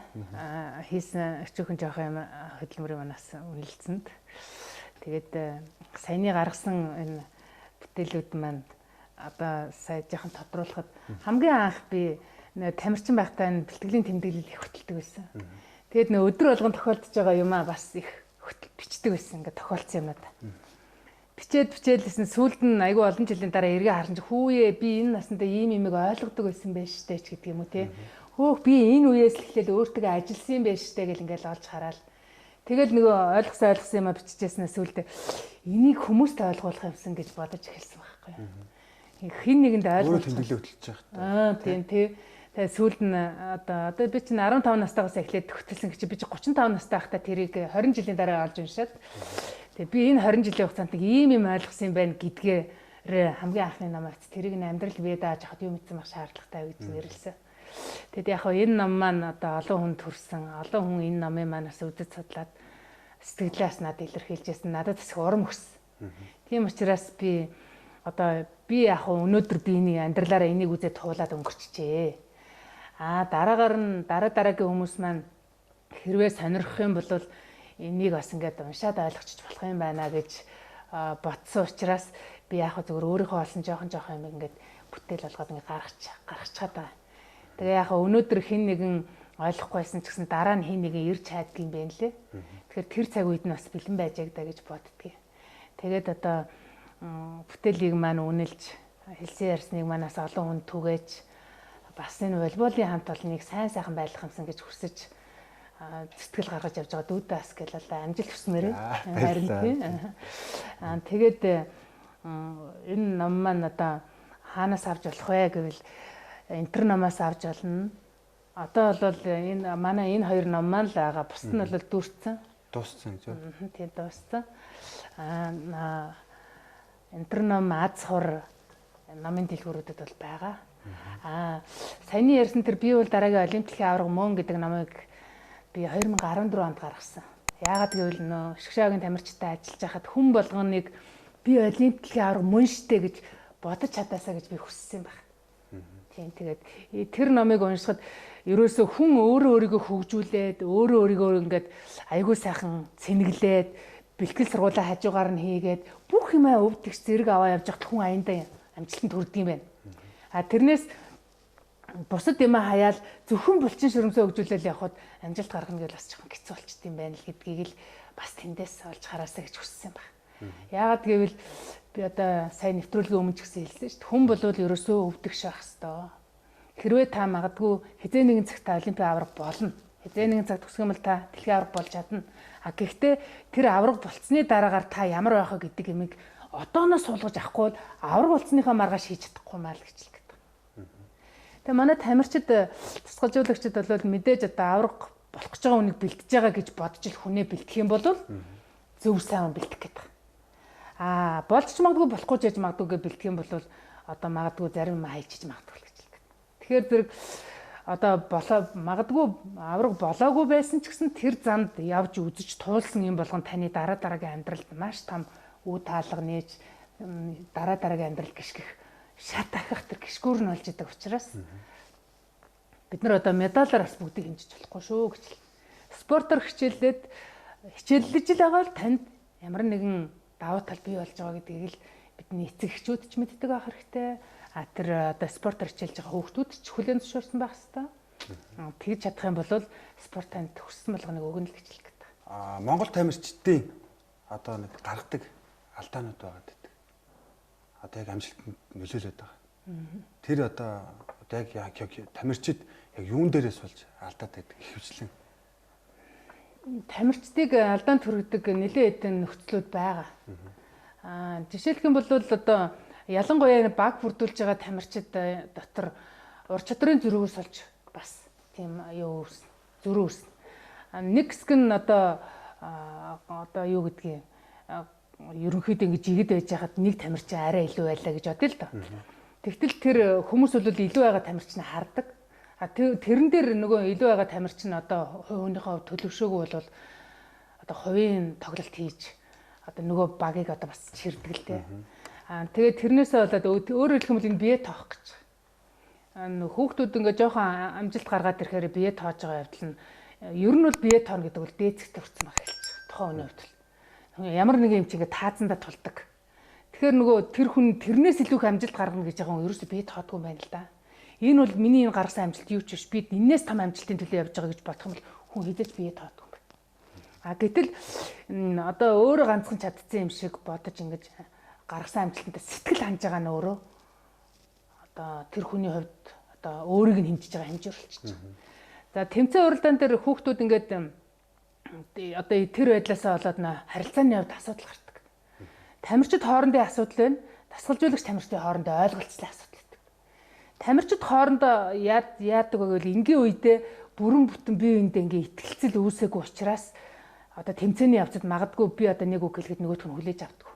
Гэтэл яг талбай дээр багаараа тоглоод байдаг. Тэгтэл тэр багийн нэр хүнд чухал юм уу тэр нэг хүний хувийн амбиц чухал юм уу гэдгийг тухайн үед ялгаж салгаж чаддаг байх хэрэгтэй. Ингэж чаддаг байх юм бол ингэж чаддаг байх боломжийг хизээ бүрдүүлэх хэрэгтэй юм гэвэл дасгалжуулагч урдчлаад бүрдүүлэх хэрэгтэй болдог. Тэгээд одоо тэр баг хэрвээ амжилтанд хүрвэл бүгд амжилтанд хүрнэ. Тэр баг нэг хүнээс болоод онох юм бол бүгд амжилтанд хүрэхгүй. Тийм учраас багийн спортын сэтгэл зүйн хувьд нэг хамгийн гол анхаарах зүйл нь юу вэ? Ерөөсөө хамт олонны сэтгэл зүй гэдэг юмд маш анхаарах хэрэгтэй. Хамт олон өөрөө бүрлдэх тодорхой үе шатууд байдаг. Тэгээ тэр үе шатны яадаг вэ гэвэл хамгийн эхлээл хүүхдүүд ингээд баг дотор орж ирээд хамгийн анх баг бүрдүүлж яхад эсвэл шинээр тэр багт орж ирээд хүүхэд ямар байдг вэ гэвэл дандаа бие барьдаг. Тэгээ бие барьсан байж байгаа л одоо яад юм. Бүгдээр бие барилттай байж идэл ингээл нэг нь ингээл нөгөө одоо өөрийгөө би юм гэдгийг илэрхийлэл хэлэхгүй дагаад өөрийгөө илэрхийлж хэлдэг юм байна л. Тэр дагаж илэрхийлж байгаа тэр нөхцөл байдлаас юу үүсгэвэл хэн лидершип байх юм бэ? Хэн лидер байх юм бэ гэдэг асуудал. Хэн манлайлагч байх юм бэ гэдэг асуудал гарч ирдэг учраас тэр манлайлагчийн байр суурилах хүмүүс хүүхдүүд нөгөө одоо зүтгэдэг. Одоо тэгтэл тэр дотор тэгж зүтгэж байгаа хавц хооронд аюух маргаан гардаг. Өөрөөр хэлэх юм бол тухайн хамт олон төлөвшөж бүрдэхэд тэр 3 үе шат дамждаг. Тэрний эхнийх нь бол тэр одоо бие биендээ хүлээцтэй хандж байгаа. Хоёр дахь нь бол тэр зөрчил үүсэж байгаа. Тэгээ 3 дахь шат нь юу юм бэ гэвэл одоо тэр зөрчлийн үр дүнд одоо бие бинийгээ энэ хүн бол ингэдэг хүн юм байна. Ийм учраас ингэхэд болох юм байна. Энэ хүн бол ингэж хэлэхээр бухимдчдаг юм байна. Тэгэхээр дараагийн удаад ингэж хэлж болохгүй юм байна. Энэ хүн бол айгүй байж байгаа л энэ юм байна гэл ингээл ойлгочих юм бол 3 дахь үе шатн дээр бие бинийгээ хүлээн зөвшөөрч эхэлдэг. Өөрөөр хэлэх юм бол баг тайван болж эхэлдэг, зөрчилгүй болж эхэлдэг. Тэгэхээр энэ 3 үе шатны алин дээр нь явж гинэ гэдгийг дасгалжуулагч өөрөө таньдаг байх хэрэгтэй. Тэгэхээр хүүхэд болгонд өөрийн гэсэн одоо бие байдаг. Би шүү дээ гэдэг юм. А тэр эмийг нь хизээ дарж хизээ нээж явах юм бэ гэдгийг л багш бол бас мэддэг байх хэрэгтэй. А ингэхгүйгээр одоо миний энэ үйлдэл зөв багийн амжилтыг нураагаад байгаа бол би зөв буруу юу гэдгийг багш чиний буруу байна гэж хэлэхээс өмнө тамирчин өөрөө миний буруу юм байна гэдгийг ойлгоцсон байх хэрэгтэй. А тэгэхээр зэрэг энэ хоорондын зөрүүг гаргадаг маш сонгодог аргыг солонгосууд хэрэглэдэг. Тэр нь юу вэ гэвэл одоо багийн 12 тамирчин байлаа гэж бодоход сар болгон нэгийг нь ахлагчаар тавьчихдаг. Одоо энэ сард та, тэр сард та ингээд хуваачдаг.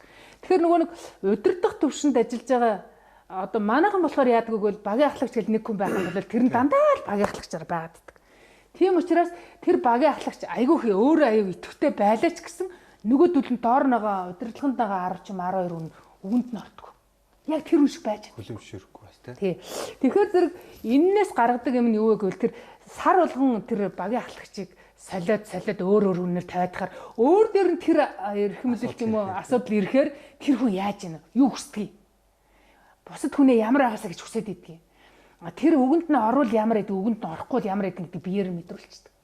Тийм учраас жилийн дараа бүгд нэг төвшөнд очиж. Өөрөөр хэлэх юм бол бүх хүн одоо нэг нэгнийгээ хэний ч дарга болсон, хэний ч удирдахжсэн, хин нэг нь үг хэлэхэд хүлээн зөвшөөрөх бүрэн тэр сэтгэл зүйн боломж нь бүрдсэн гэдэг. Ингэжээж тэр багийг баг болгож авчилдаг. А тэгэхгүй болохоор нөгөө дандаа удирдуулж байгаа хүн чинь дарга байж үзээгүй учраас дарга хүний зовлонг ойлгодог. Удирдахч байж үзээгүй учраас удирдахч хүний зовлонг ойлгодог. А нөгөө удирдуулж байгаа хүн нь нөгөө удирдуулж үзээгүй учраас магадгүй удирдагдж байгаа хүнийхээ юуг ойлгодог. Энэ бол яг нөгөө тамирчид байдаг яг маш том хүн сэтгэл тийм. Багийн ахлагчийн дээр дасгалжуулагчийн дээр менежер, одоо багийн эцэдүүд тамирчин ингээ холдоо явчихаар банк бэлэн одоо тий зардал дээр бэлэн хувцас тий одоо шагнал цалин гэлэг хангамжгаа ярьж байдаг. Өөрийнхөө хариуцлагыг бас ухамсарлалтгүйгээс болж багийн дотоод зөрчил бол нэлээд гардаг тий.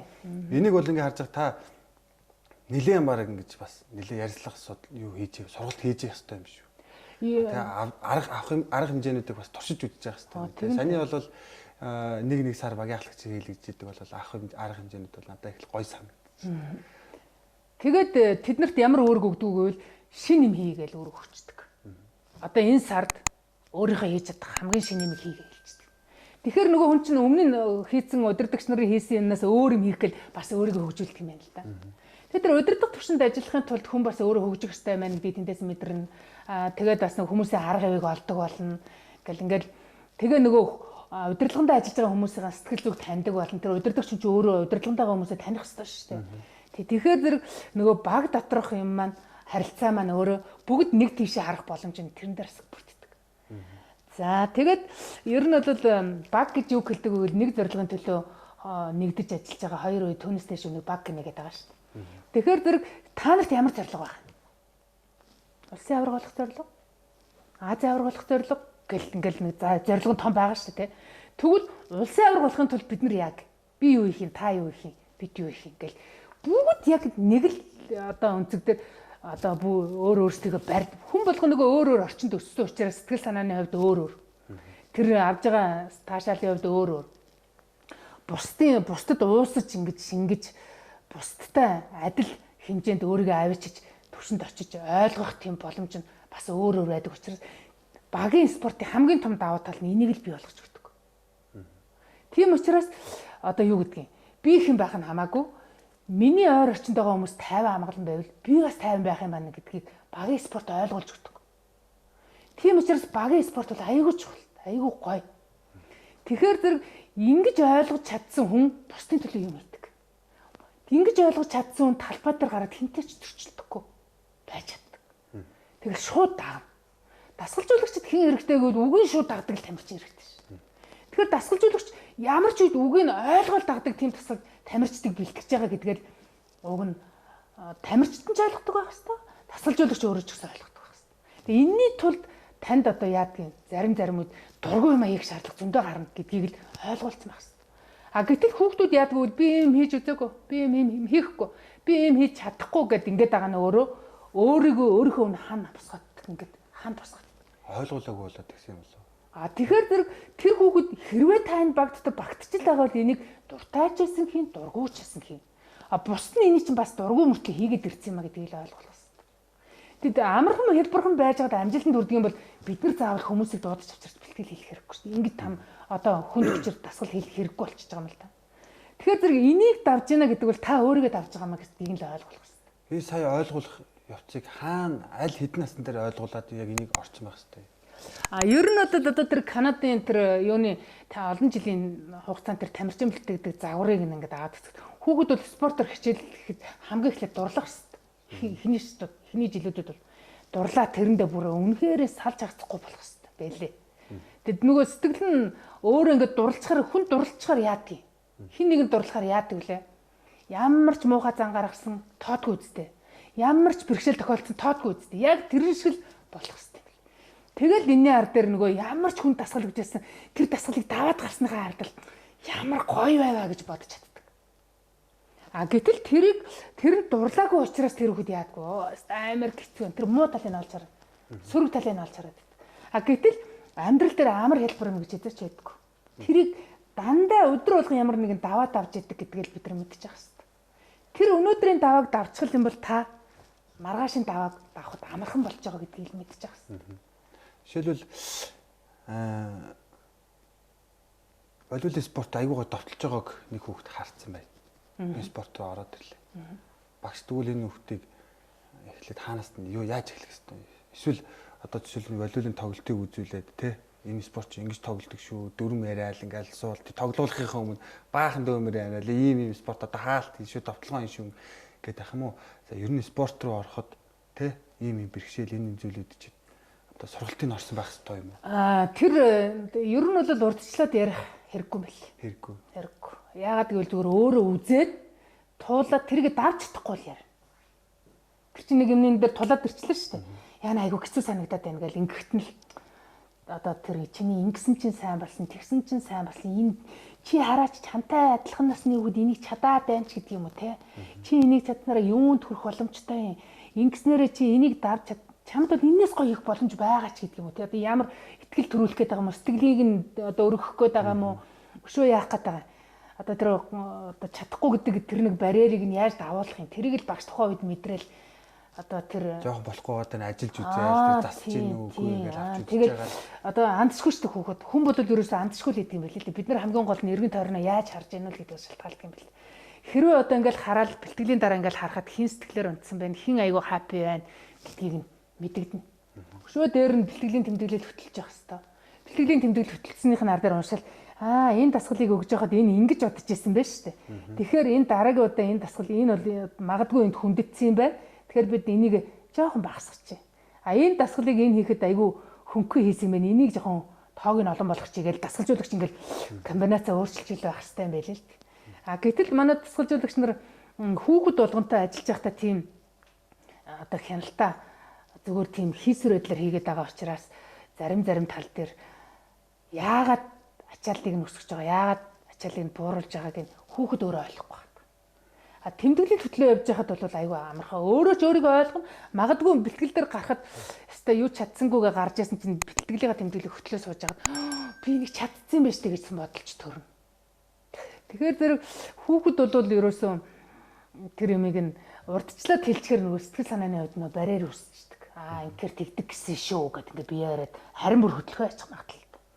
Тийм учраас хүүхэд юу ч бодохгүйгээр хийж явах тал. Шинэ дунд багаар өгж явах хэрэгтэй. Багаар тийм багаар тийм. Яг энийг бол наан өвчих юм бол хүүхэд юу руу орж байгаа яг ямар зарчим ямар дүрмээ барьчих юм бол болох юм байна. Хязгаарлагдчих. Тийм. Нөгөө нэг хайрцаглагдчих. Тэгтэл тэр нөгөө нэг өөрийнхөө айгуугаа юм чөлөөтэй байж байхдаа сая айгуу аз жаргалтай.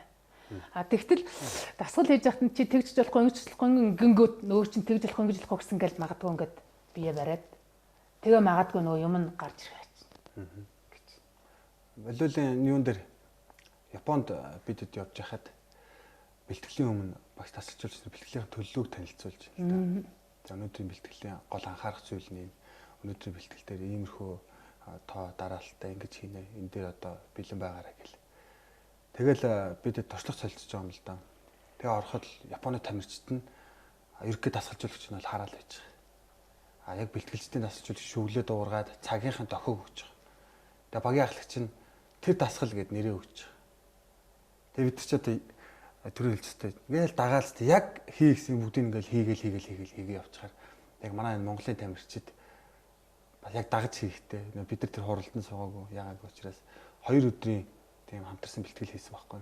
Тэгээ дандаа өглөө өдөр 2 бэлтгэл орж байхад хоёулын дээр наан сургалтаа орж байгаа. Тамирч тоолоо идээд амраад бэлтгэлийн өмнө орж ирэхдээ самбар дээр хичээл орчиж байгаа байхгүй. Ийм төлөлт. Монголынх бол яг тэгээд идэв. Тэгээгүй учраас нөгөө бас тодорхой хэмжээ нэлээд цаг авах нь шүү дээ. Багш ямар бэлтгэл орох гээд байгаа нь мэдэгдэхгүй. Яг яаг яад байгаа нь мэдэгдэхгүй ингээд. Тий, ер нь бол өндөр зэрэглэлийн тамирчид бол тэгдэг. Дасгалаа таньдаг болцсон. Юу хийгээд бие дааж хийж чаддаг болцсон. Энэ дасгалжуул тамирчид бол өнөөдөр 2 цагийн хугацаанд юу хэн ямар хэмжээтэй хийх үү, хэдэн татамжтай хийх үү гэдэг юм бүгдийг хэлээд өчтдөг. Тэгэхээр нөгөө нэг би өнөөдөр заавал энийг хийх хэрэгтэй юм байна. Би энийг хийж ижил бэлтгэл дууссан тооцох юм байна гэл ингээд ойлголттой болгоо. Хүүхдүүдэд бол яг хуу одоохондоо тийм шаардахгүй шүү дээ. Өнөөдөр багшаа би юу хийх юм яг хэдэн минут болох ингэж чинь асахгүй шүү дээ. Тэг чи орж ирэл сайхан тоглож байгаа бол гарна. Ер нь жоохон ур чадвар ахаад ирэхээр зэрэг одоо хүүхдүүд нөө бэлтгэлийн тэмдэглэл хөтлөөд ирэхээр бэлтгэлийн тэмдэглэлээсээ өөрөө дасгалаа таньдаг болчихдог. Би энэ дасгал хийдэг ингэдэг. Тэгэнгүүт багш нөгөө тийм дасгал гэл тэгэнгүүт мэдээлэл айгу хурдан хийгээд байгаа чинь дасгалынхаа нэрийг мэддэгтэй айгу болдог. Тэгээд энэ дасгалыг тэдэн удаа хийн. Тэгэхээр одоо бид нар өмнө нь бол тэдэн удаа хийжсэн. Өнөөдөр бид нар 10-аар илүү удаа хийнэ ч гэдэг юм уу. Инхээр нөгөө хүүхэд би ямар ч 10-ыг болдоо илүү хийхэд би тэсэх хэрэгтэй юм байна гэл ингээд бодож байгаа хэвээр. Ингэж чадах юм бол хүүхдүүд маань одоо мэдээж бол бэлтгэлийн өмнө бэлтгэлийнхаа төлөвлөгөөг бол гаргаад тавьсан байх нь зөв байдаг. Тэр сургалтын хувьд бол арай өөр. Одоо хүүхдүүд ингээ ерөнхий ингээ бэлтгэл хийж яхад нийтлэг байдлаар ажиглагдж байгаа зүйлийг нэг ганцаарчилж ярих юм уу нийтээр нь ярих юм уу гэдэг асуудал гараад байна. Ганцаарчилж ярих юм байх юм бол ганцаарнд нь ярина. Нийтэд нь ярих юм байх юм бол онлын хувьд бол сургалтуудаа хэдэн наснаас нөх юм бэ гэвэл дурлцсан хонил өгнө ш. Ер нь бол наа нь бол бид нар яах юм? Тэр дурлах хүртэл нь тэр бөмбөгтэй харьцах, тэр бөмбөгийг нааш тааш нь давуулах, тэр бөмбөгний ханаас гүйж яах, гүүх, тэр тодорхой элемент рүү чиглүүлээд ингээл наа нь өөрөө хэлэх юм бол айхтар их тоглохгүй, техник айхтар нарийн юм заахгүй ч гэсэн ерөөсөө тэр хүүхдийг тэр волейболд дурлууж тэгээ үзүүлээд, тэмцээ үзүүлээд тэр хүмүүсийн гой тэр цохилтын гоёг мэдрүүлэх, тэр унаад авж байгааг гоё, унж байгаа бөмбөгийг авж байгааг гоёг мэдрүүлж чадах юм бол бид нар дурлуулчлаа юм байна. Тэр тийм юм бид нар хизээд нь хийх юм бэ гэвэл наан тэр бөмбөг хөөцөлтөд явж байхдаа тэр юм волейболын тэмцээн тэр үзээд тэр энэ өстой гоё штэ гэж хэлэхдээ хүүхэд энэ нь л гоё юм байна гэж мэдэрч ойлгож авах нь л аягүй чухал байл. Тэрнээс чи юу нь гоё нь мэдэхгүй яваад байгаа штэ хүүхдүүд бол тий. Тэгээд тэрийг чадж байгаа хүнийг хараад ямар гоё юм бэ гэж харахад энэ гоё юм байна. Би энэ шиг байх хэрэгтэй юм байна л гэж хүүхэд бодож чадчихвэл одоо дуурлж юм л гэсэн. Бэлтгэл сургуулийн дунд түрүүн өнтер Японоос салжуулагч тэглээ ийм байлаа тийм байлаа гэж ярьж байна те. Тэгэд ер нь бол өндөр зэрэглэлийн тамирчин болж байгаа энэ тамирчдын хувьд аваад үзэх юм бол дасгалжуулагч зэрэглэл өндөрсөх тусмаа дасгалжуулагчийн оролцоо багасдаг. Тамирчны оролцоо ихсдэг. Тамирчин өөрөө өөртөө ажиллах ажиллагаа маш их шаарддаг. Тэгэд энийг бол одоо юу гэж авч үздэг вэ? Тамирчны оролдлого бол 70%, дасгалжуулагчийн оролцоо бол 30%. Тамирчин одоо ур чадвар багтаа байх үед бол дасгалжуулагчийн оролцоо нэлээх, тамирчны оролцоо одоо багасаа эхлээл явчихдаг. Ингээд дасгалжуулагчийн юу л үүрэг амар чухал болчиход байна. Харилцаа. Одоо ингээд хүүхдийг ингээд тулд дасгалжуулагчийн наан төлөлөд бүр тодорхой бүх зам чиглэлийн ингээд өгсөн. Тийм. Манайх ерөөсөө төлөлтгүй ингээд яваад байдаг. Тэгээ төлөлтийн өмнөөс нь тэгэхээр энэ багш нар одоо төлөж чадахгүй байгаа нь тэр өөрийнхөө сурсан спортынхаа одоо нэг хүн бас зааж өгсөн байгаа шүү дээ. Тийм. Тэр нь бас одоо төлөвлөлт муутай ч юм уу бас яг ингээл нэг юм Монгол ингээ явцсан байгаад байгаа. Тийм юм байх бас магадлалтай. Тэгээд нөгөө талаасаа бас бид нар нөгөө нэг одоо би жишээлбэл тамирчин байсан үеэрээ өнөөдрийн хүүхдүүдийг сэтгэл хүүхдүүдийг дасгалжуулаад байгаа юм биш байгаа гэж бодогдоод байгаа байхгүй. Гэтэл би хэдэн жилийн өмнө тамирчин байсан. 30 жилийн өмнө, 20 жилийн өмнө, 10 жилийн өмнө тамирчин байсан. Гэтэл 10 жилийн дараа энэ хүмүүс маань өөрчлөгдөж идэг. Бид нар ядгийн наадхаас дасгал сонголт нь хүртэл ондоо болчиход улам нарийсчаад идэг. Магадгүй дараалал нь хүртэл өөр болчиход байдаг тий. Өшөө маш тэгж их ачаал өхөө болцсон шүү дээ одоо л. Одоо бол яадаг болсон бэ гэвэл Одоо өмнө нь бол тамирчдыг яадаг гэсэн мэгэл ерөөсөө хэнийг ч хамаагүй авчраал одоо 100% мэдж байгаа л гаргадаг байсан. Одоо үед яаж ийн нөгөө ерөнхийдөө хэнийг ч биш. Одоо аль болохоор боломжтой хүмүүсийг аваад бага хөдөлмөр зарцуулж өөрөөр нь ажиллаж гаргадаг болчихдог. Тэгэхээр зэрэг бид нар эндээс тэр бага хөдөлмөр зарцуулаад байгаагийн гол шалтгаан нь нэгдүгээр тэр хүүхд өөрөө өгдөлтэй байна. Хоёрдугаар тэр хүүхд яаж ийн өөрөө өгдөлтөөс гадна өөрөө дурлцсан байна.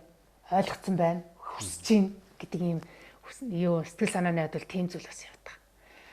Ер нь бол алстаа бол бид нар одоо гоц хүмүүстэй ажиллах юм шиг л ганцаарчлалын спортын төрлүүд. Гэхдээ хэрвээ тэх юм бол хэдэн зуун мянгад нэг байгаа гоцыг бид нар ирж олно гэдэг бол хэцүү шүү дээ. Тэгэхээр зэрэг бид нар ер нь бол энэ спорт хөдөлгөөн бол одоо хүний анх үүссэн цагаас хойш хүнд нэн тэргүүнд хэрэгтэй байсан ганцхан зүйл нь шүү дээ. Хөдөлгөөн. Тэгэхээр тэр хөдөлгөөнийг хаанаас ямар спортоор олж авах юм бэ? Ямар спорт хэрэг орлож чадах юм бэ гэдэг асуудал гарч ирж байна. Тэгэхээр бид нар алстаа бол хүн болгон волейбол тоглоод тэрнээсээ кайф авдаг байгаас. Хүн болгон волейбол тоглоод бас тэр волейболч маш бас тэгж байгаа эрсдэл гайгүй шүү дээ тий. Бэртлэмэл гайгүй шүү дээ. Өөрөө хийж гэмтгүй. Буруу унжил яахгүй юм бол тий. Тэгэхээр зэрэг тэр юмыг хүнийг бас нэг насан туршид нь тэр спортод үнэнч ойлгох юм нь хаана яваад энэ хүүхэд ахаас л эхэлдэг юм. Та дээр ойлоо ярьжсэн да дасгалжуулагч бол 30% төвтэй ажиллаад хүүхэд 70% төвтэй ажиллах үр дүнтэй. Та тэр талаараа яриач. Тийм. Хүүхэд бол дасгалжуулагч одоо сайн ингэ төлөвлөгөөг нь гаргаад өгчлөө шүү дээ. Эхлээд танилцуулах шатанд явж байхад хүүхэд ингэ дасгалаа таниад мдээгүй байхад бол дасгалжуулагч хэлж өгнө. Ер нь бол дасгалыг хийж байхад хүүхэд ингэдэг л дээ. Ямар дасгал хийж байгаагаа мэдтгүү. Одоо та магадгүй тэмдэглэл төлдөггүй дасгалж тамирчин байх юм бол за ямар дасгалыг хэдэн удаа хийгвэл тоолж мэдэхгүй. Яг тоолоод өөр анхаарад өөрөө ингээд өөртөө ажиллаад эхлэх юм бол би ямар дасгал хийгээд байгаа хэдэн удаа хийгээд байгаа тэр дасгалыг хийхэд надад юу бодогдсон би надад ямар хэцүү байхад би яаж давж гарсан гэдэг юмыг анзаардаггүйгээр өнгөрчдөг. Одоо юу гэдгийг энийг ойлгодог болоод ингээд ирэхээр зэрэг одоо өөртөө шахалт хийж өгч эхэлдэг. Одоо би өмнө нь энийг хийхэд надад тийм байсан бол би энэ удаа энийг гисэж гарна, давж гарна. Би заавал гарах ёстой гэл ингээл өөртөө бүр зориг тавиад байна. Өөрөө зориг тавьж орж ирдэг болдог. Гэтэл одоо ихэнх шатанд анхан шатанд явж байхад хүүхдүүдийг дасгалжуулагч нар яадаг вэ? Дасгалжууд дасгалыг хийхэд дасгалчхад сургадаг. Ойлгож байна уу? Эхлээд дасгалыг хийхэд сургадаг. Дараагаар сурсан дасгалаар удаан хугацаанд давтан хийхэд дасгалжуулж сургадаг. Хүүхдүүдэд. Тэрний дараа дасгалжуулагч яадаг вэ гэвэл нөгөө дасгалжаа сурцсан дасгалаа одоо өөр хин нэгтэй өрсөлдөж сургадаг. Одоо хин нэгнээс амжиж өрсөж юм хийгээд сурах нь шүү дээ. Энэний дараагаар өрсөлдөж сурсныхын дараагаар одоо магадгүй нэг ялалт байгуулчлаа гэж бодоход нэг ялчаад ялагдаад нэг ялчаад ялагдах биш. Ялж байгаа бол дандаа ялдаг байх сургадаг. Тэгэхээр нөгөө шат ахих болгонд дасгалжуулагчийн нөгөө нэг зорилго нь өөр болоод байна да тий. Тийм учраас нөгөө анхан шатанд ажиллаж байгаа дасгалжуулагч яаж байгаа тэр хүүхдийг дурлуулж байгаа. Хоёр дахь шатанд ажиллаж байгаа дасгалжуулагч яагаад тэр хүүхдэд одоо онлын заадаг. Гурав дахь онол зааж байгаа гэдгээ мэдэгдэхгүйгээр л одоо онлын заа суурийн тавьд өгчөж байгаа. Бэлтгэлийн аргуудаараа. Тий. Дараагийнх нь яадаг вэ гэвэл одоо тэр сурцсан юм тэр техник дээрээ суурлаад яаж олон цагийн бэлтгэлийг даван туулах. Яаж тэр хүчтэй цохилтыг авах вэ? Яаж тэр хүчтэй давуулт хийх юм? Яаж тэр өндөр өсөрч хаалт хийх гэдэг нь тэр тасгалж. Тэгээд ингээд сурцсны ар дээр одоо сая тэмцэлүүлэх хэрэгтэй байна л да. Одоо ерөөсөө хинтэй ч байсан айхгүй зоригтой ямар ч одоо хүчтэй одоо яг шаардлагатай үед бүх хүчээ гаргаж чаддаг болгож сурахыг л тэр өрсөлдөх одоо тэр шатны засгалжуулагч нь бас өөр юм байна байхгүй. Тэгээд дараагаар нь одоо өндөр зэрэгэлд очиод ирэхээр нь одоо ялтаа хадгалж чаддаг. Тэр хүн тэр баг ялдаг л байсан бол байнга ялдаг болохын тулд яаж ажиллах гэдэг л юм л явах юм. Чиглэл рүү явах. Тийм. Тэгэхээр зэрэг энэ одоо 5 6 шатанд бол хүүхдүүд маань бүгд л одоо өөр чиглэлээр ажиллаж байгаа. Гэтэл бид нар өнөөдөр яаж ийнө гэвэл энэ дөнгөж ирээд дурлах гад учир ухаанаа олоогүй дөнгөж техникээ сурж байгаа юм нэг мэд бат гэл тэмцээнд оролцдог юм л. Миний хувьд одоо усаагаар шиг хэрэгтэй зүйл гэж дасгалжуулагчгээ бодоод явж байгаа мөртлөө яг энэ зүйлүүд дээр бол бас нарийн тодорхой чиглэлүүдийг бол авлаа л гэж бодож байна. Нийт одоо үзэж байгаа үзэгчд маань бас дасгалжуулагч хүн та яг юун дээр анхаарах хэвтэй те юугаа яах хэвтэй өөрөө юуг зохион байгуулж юуг мэддэг байх хэвтэй гэдэг талыг бол өнөөдрийн яриагаар бол нэлээд сайн чиглэл авлаа гэж бодож байна. Тийм тэгэд эндээс бол нэг л зүйл гарах байх гэж бодож байна. Дасгалжуулагч л ерөөсөө ууггүй судлаач ах хэвтэй. Байнга судал. Тэгээ одоо би дасгалжуулагч нартай ингээл анхан шатанд ажиллаж байгаа дасгалжуулагч нартай уулзаад нэг л зүйлийг одоо хэлдэг, гуйдаг л та. Та нар одоо хамаагүй төлөвлөгөөгөө ажиллаж байна гэж бодъё. Хүлээн зөвшөөрье. За та өнөөдөр ирсэн хүүхдүүдтэй ямар дасгал өгснөө л өөрөө өччих. Маргааш бас өччих. Нөгөөдөр өччих. Та бүтэн жил өччих. Тэгээд дараа нь анализыг үзчих. Ерөөсөө эхлээд ирэхэд энэ болдгийм байна, болдгүй юм байна. Дараагийн жилд нь та тэрийгэ төлөвлөгөө олгоо гаргачих.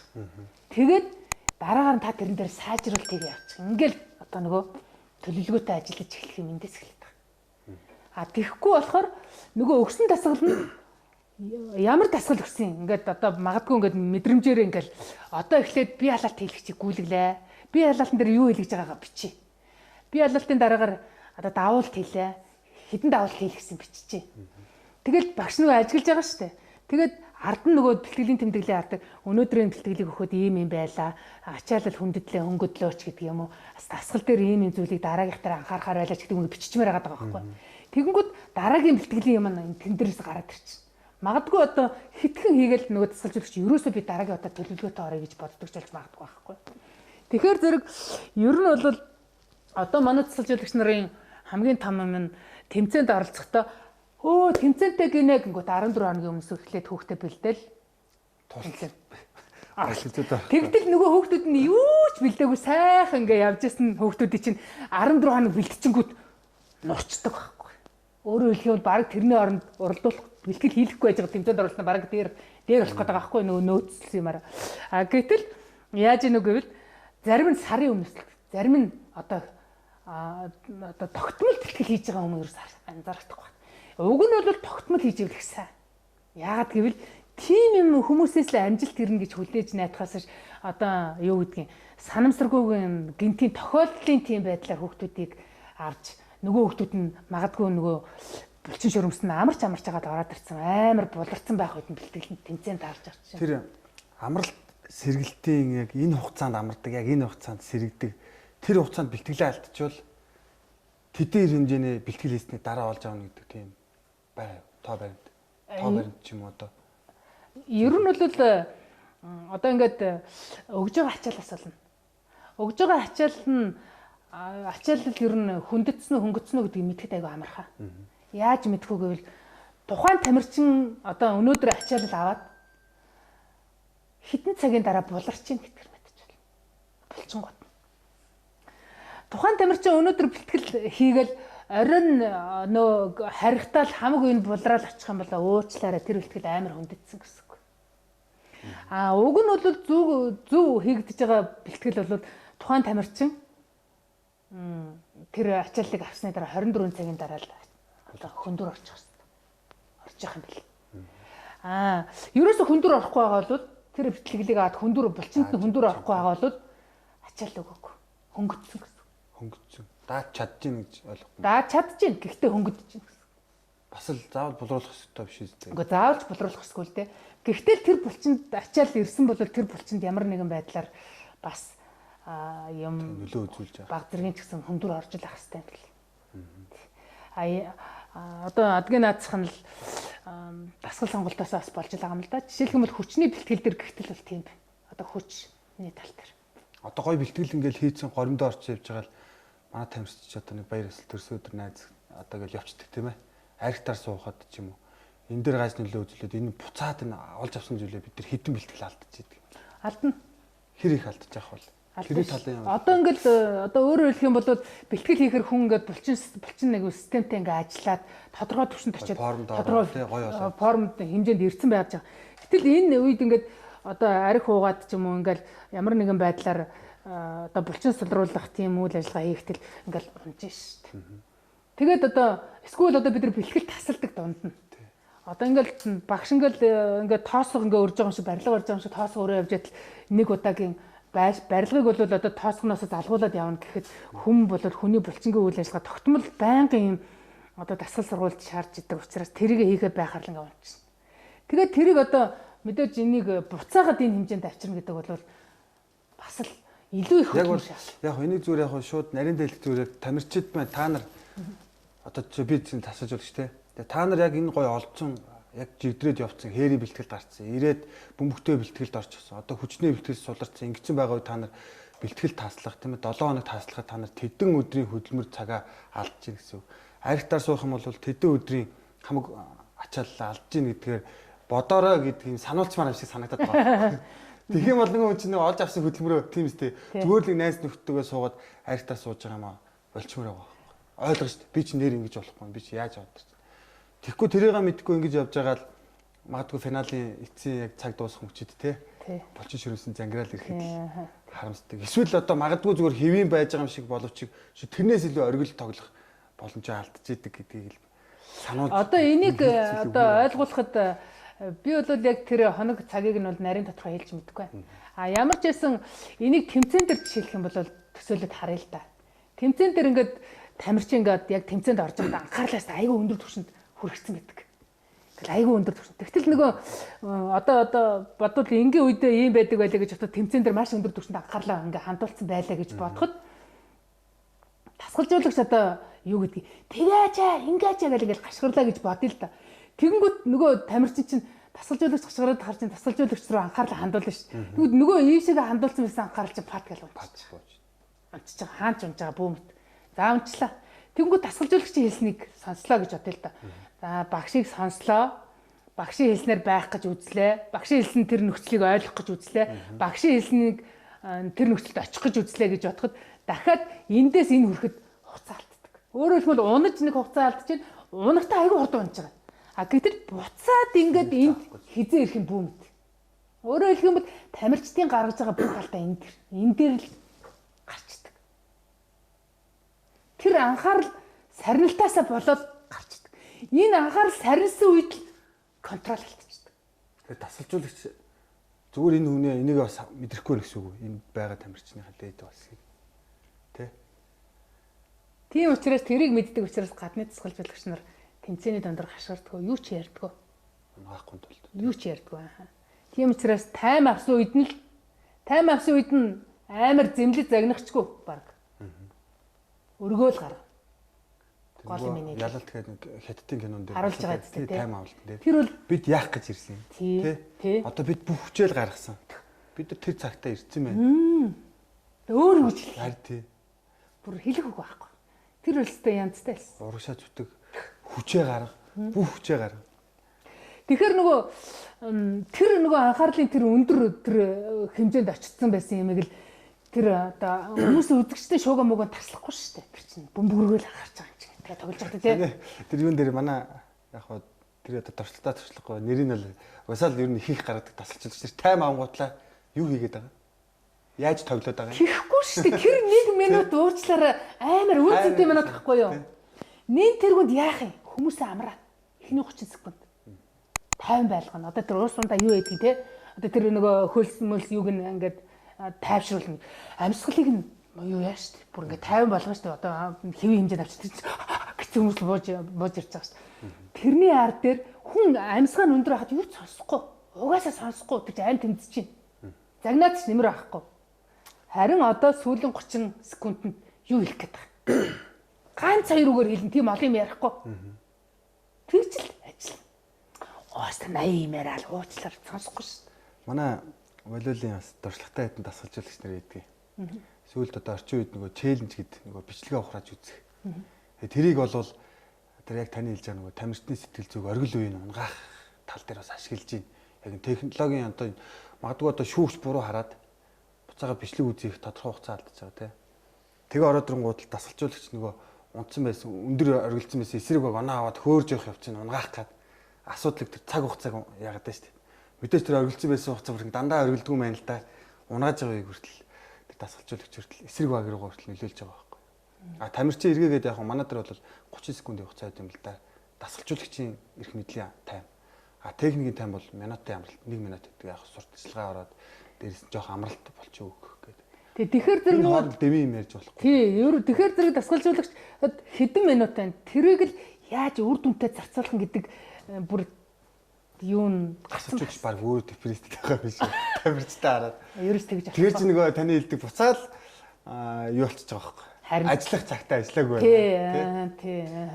Тийм учраас зүгээр одоо үнэхээр тамирчин бол тухайн тэмцээнд дандаа медаль авах гэж орохгүй шүү дээ. Гадныхан бол ингэж ордог юм байлээ. Тэмцээнд ингээ орж явахдаа медаль авах нь чухал ш. Нөгөө заасан юм. Нөгөө боловсруулсан тактик нь хэрэгжилж чадж гинэ гэдгийг л хяндаг багтдаг байхгүй. Яг ингээл амар юм авалцсан үед хэрэгжилж чадж гинэ үгүй гэдгийг л хяндаг. Тэгж чадчихлаа хамгийн том юмдаа санаа зовнох байсан тэр наам нэг жижиг ялалт биш юм билээ ш. Тий. Би хоёр дахь одоо зочноо авцсан. Та бол одоо манай нэвтрүүлгийн 3 дахь чадсан. Тэгээ энэ дээр яжт нэлээд олон өсвөр насны хүүхдүүдтэй ажилтдаг багаас нь аваад бэлддэг багштай. Мөн одоо аав нь одоо дэлхийн аварт ордог гэсэн өөрөө улсын шигшээ авт гэсэн бас Монголын клубүүдийн дасгалжуулж байсан.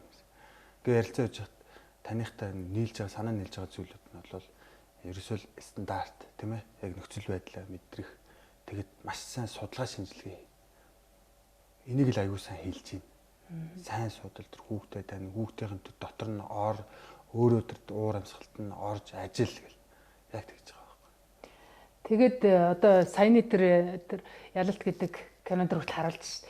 Барзилтад тоглож байгаа хөтл эхний хоёр тоглолтод дээр тий эсрэг талаа бүрэн таньчихж байгаа байхгүй. Шууд таньчихж байгаа байхгүй. Тэгэнгүүт л шууд комбинацаа өөрчлөл явуулчихж байгаа байхгүй тий. Тэгээд дараагийн тоглолтын шууд тий. Тэгэхээр чин нөгөө нэг дасгалжуулагч өөрөө тактикийн комбинацийн тэр хүүхдэд таньж ижил комбинац тактик зохион шүү дээ тийм ээ. Энэ тоглолт миний хэлж байгааг хийж чадна гэл тий.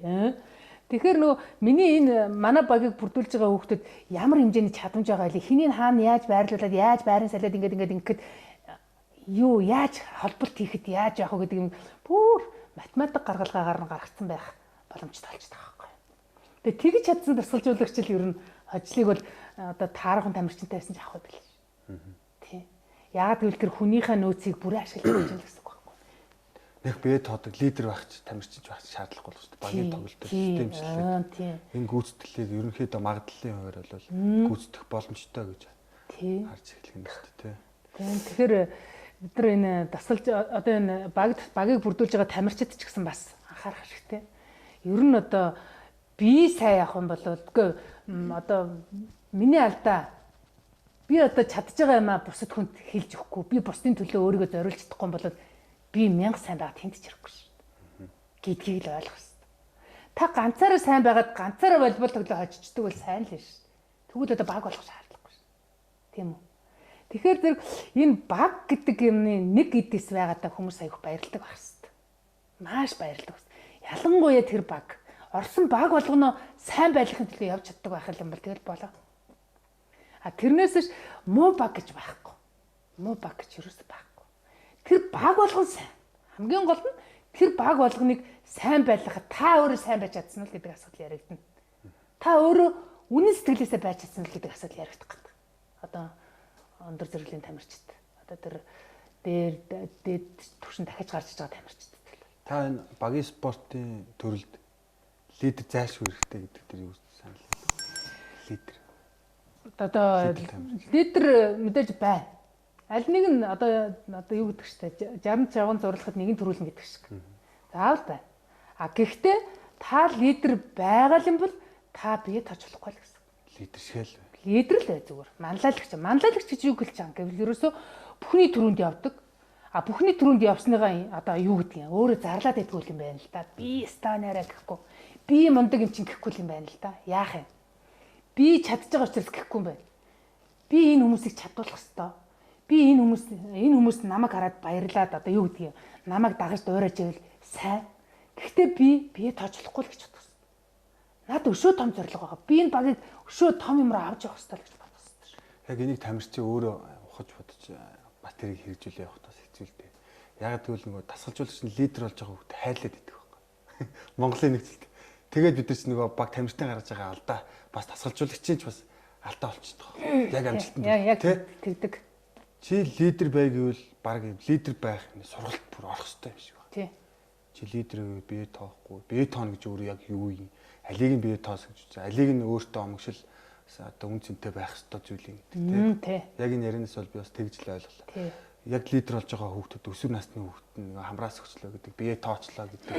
Тэгээ өөрөөгөө нөгөө жоохон өрсөлдөөн багтаа газраас гайгүй тоглож байгаа. Өөрийгөө лаг болчлоо гэдэг. Өөрийнхөө амжилтыг зогсооч. Ямар өрсөлдөөн дундаас гарч ирсэн бэ гэдэг чинь айгүй сонин шүү дээ. Өрсөлдөөн багтаа дунд бол мянган авраг байгаа дуучлаар шүү дээ.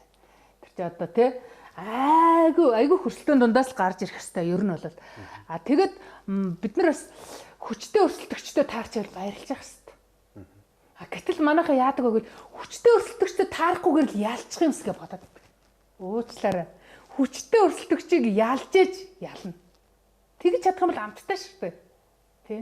Манай багш ингэж хэлдэг ус Япон багш. Чи хүчтэй баг бол сул багтаач хүчтэй тоглолтоо хийдгэр хий. Та нар сул багтаа сул тоглолт хийх юм бол та нар сул хүн байна. Сул баг та нар хүчтэй баг гэж хийж хэлэхгүй. Япон хүний л одоо нэг тийм өрөө юм уу зарчим юм уу? Үгүй энэ ерөөсөө спортын өөрийнх нь юу? Бид нар одоо яадаг? Сул багтаа сул тоглож байгаа хожигдчихвол яах вэ?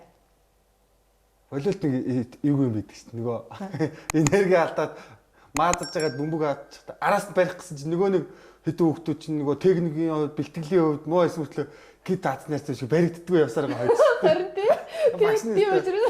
Харин тийм. Тэгэхээр нөгөө нэг өрсөлдөгч бага ерөөсөө доогуур үнэлж болохгүй.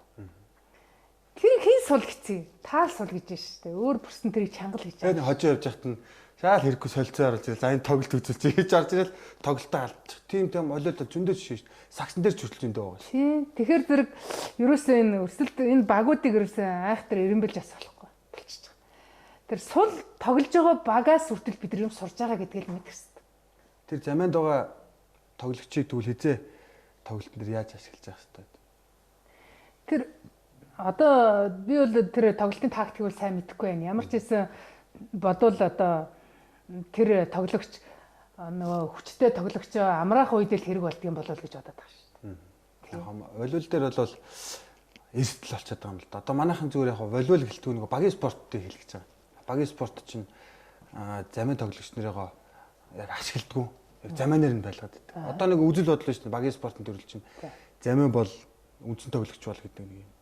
Тэгээ заманууд нь тоглохгүй ч юм уу дасгалжуулагчийн замануудаа яг бүрэн одоо тэг багийн бүрэлдэхүүн гişүн шүү гэдэг ойлголт ухагдах. Ер нь Монголын спортын замануудын нөхцөл байдал хандлага яг тийм байгаад байгаа. Тэрнээсээ бол за би заман юм байна. Энэ бүрэлдэхүүнд очих юм бол энэ энэтэй би өрсөлдөд баг гарахгүй юм байна гэж ячдаг. Бас замануудыг ингээд оруулаад сэлгээгээд хахаар бас багийн бүтээц нөгөө юм гол тоглолтын логикноос алдагдаад байгаад тийм асуудал гардаг. Тэгвэл тэр чинь дасгалжуулагч өөрөө дутуу ажилласан л дээ шүү. Уг нь бол тэр багийг бүрдүүлж байгаа 12 хүн 12 болоод адилхан л ах хэвчээ шүү. Баг залах уу юм шүү. Та дутуу ажилласан биш баг залах юм биш. Үгүй. Тэгэд замын гэж тусанд ялгаж яхаар хинэж замынд сууж магадгүй л гэж л хэлэх хэрэгтэй шүү. Тэг хинэж болж магадгүй шүү. Тий. Тэгэл тухай үедээ яг тоглолтынхаа багийг сонгоол явна. Замын байсан ч гэсэн тэр хүн би тоглох юмсан гэсэн эрмэлзэлтэй. Би яаж үндсэн баг гэж байдаг юм бол тэрлүүн яаж орох юм гэдэг юм бол хүлээж одоо яа тодорхой болгож тий өөрөө тэрний төлөө өөрөө өөртөө ажиллах хэрэгтэй байхгүй юу бас тэр тамирчин яаж би тэр үндсэн багт нь шалгарч орох юм тий багийн спорт нэлээд толгомддог асуудал та замээ тэгээ сая Нэмахтай анхны дугаараар ярилцж байгаа Даймац гээд намайг даах тун гэдэг ном байгаа байхгүй юу тэрэн дээр нэг багийн тамирчин 5 жил талбай дээр гараагүй гэж байгаа байхгүй тэгтээ тэр баг дотор нь байгаа л байсан гэж тэгэл орж ирээд яг хэрэгтэй цагтаа хэрэг болсон гэж байгаа. Тэр бол агуу төвчээрээ. Тийм шүү дээ. Тийм байх. Дасгалжуулагч хүртэл ойлгуулсан биш. Тийм. Тэгээ тэр хэлж байгаа байхгүй. Тэрийг бол тэгж их одоо талбай дээр гарахгүй байлгах бас багийн нэлийн үндсэн тоглолтууд нэлээд хүчтэй л явсан байна. Гэхдээ тэр дасгалжуулагч хамгийн мундаг юм. Тэрийг 5 жил барьж тэр нь бас тэр багтаа үнэнч байж хизээ нэг хэрэг болно гээл тэгээ бэлтгэл сургууль дээр ингээд. Тэгээ манай Монголынхан тамирчид бол одоо яг тамирчид маань өөрөө яг ийм олон зүйлийн талаар мэддгүй учраас зөвхөн өөрөө дуртай сонирхол би тоглох хэрэгтэй тоглож лээвэл зүгээр кайф гэдэг зүгээр мэрэгжлийн бус зүгээр сонирхчийн үүднээс харж байгаа учраас л ийм асуудлууд нь хөндөгдөж. Тийм. Тэгээд нөгөө тамирчдын дунд бас волейбол сагсан дээр айл алын дээр л гардаг юм шиг байлаа. Би замын цоохгүй гэх тий. Тийм. Тэгээд замын цоолгочоор уурлаад идэг. Тийм. Тэгээд замын суух нь юу нь муу аа юм. Тэр тоглох их хүсэл эрмэлзлэн дээр дотроос нь ойрглол байх шиг байгаа. Тэгээд ямар ч байсан тухайн тэр тоглолтын багт сонгохдохгүй л уурлал хаяа явцдаг гэж сонсч байсан. Тийм шүү дээ. Тиймэрхүү асуудлууд л зөндөл. Тэгж бол тэгэхээр тэр бол зорилгоо ойлгоогүй л юм гэсэн үг. Багаараа тий. Багаараа. Баг болоогүй юм гэсэн үг. Тий. Тэгээ баг гэдэг юм энэ тэргүүнд тэр багт байгаа гишүүн болгоо өөр гэсэн үүрэгтэй байна. Тэгээ тэр үүрэг нь өөр дээр нь ирэх үед л тэрийг гүйцэтгэхэд бэлэн байх л явдал шүү дээ. Ер нь тамирчдыг л сайн ухамсарлуулах чиглэлд дасгалжуулагч нар анхаарлаа хандуулах хэрэгтэй байх юм. Тий, гадныхан өршөөгөр гадныхан болвол ингээд ажиглаж байхад бол шгшаагийн тамирчтай бол байнга сургалт явуулдаг тамирчтай бол одоо ер нь бол олон юунуудыг сонсч байсан. За тэр сургалтын дээр ямар сургалтууд явахаг вэ? Одоо энэ мэтийн техник, тактик, энэ ур чадварын тэгээ сэтгэл зүйнтэй хувь хүний хөгжлийн гэдэг бүгд ороо явчихдаг. Өнөөдөр манай энэ спорт нийгэмд ямар үүрэг гүйцэтгэж байгааг бол ерөөсөө хүн төлөвшүүлэх үүрэг гүйцэтгэж байгаа. Хүн төлөвшүүлэхдээ зөвхөн одоо бие бэлдрийн хувьд одоо мэрүүлж хэрэг чадвартай байхаасаа гадна хүн байх ёстой. Бас тань мэдхийн чадвар өндөр ах ёстой гэдэг юм. Энэ гурыг хослуулж авч явах ёстой л гэж ууг нь хүсэж байгаа. Спортоор хичээлсэн хүмүүс хүн байхыг сарцсангүй. Энгийн спортоор хичээлдэг хүмүүс хамаагүй илүү. Хамаагүй илүү. Одоо ажлын байран дээр гарлаа гэхэд яг адилхан одоо сургуульд өгсөн мэрэгжил боловсролтой байж байхад спорт тоглолтыг авах илүү сонирхолтой байна. Тий. Энд чи яг түл цаанаа нөгөө багаар ажиллах, хамт олонны өөр амьсгал нэгдэхэд амар хурд. Тий, одоо гадныхан одоо лавл гадны том компаниуд л уг нь одоо өнгөрсөн жилүүдэд ямар хүнийг авдаг гэсэн бол IQ сайтай хүнийг л авдаг гэсэн билээ.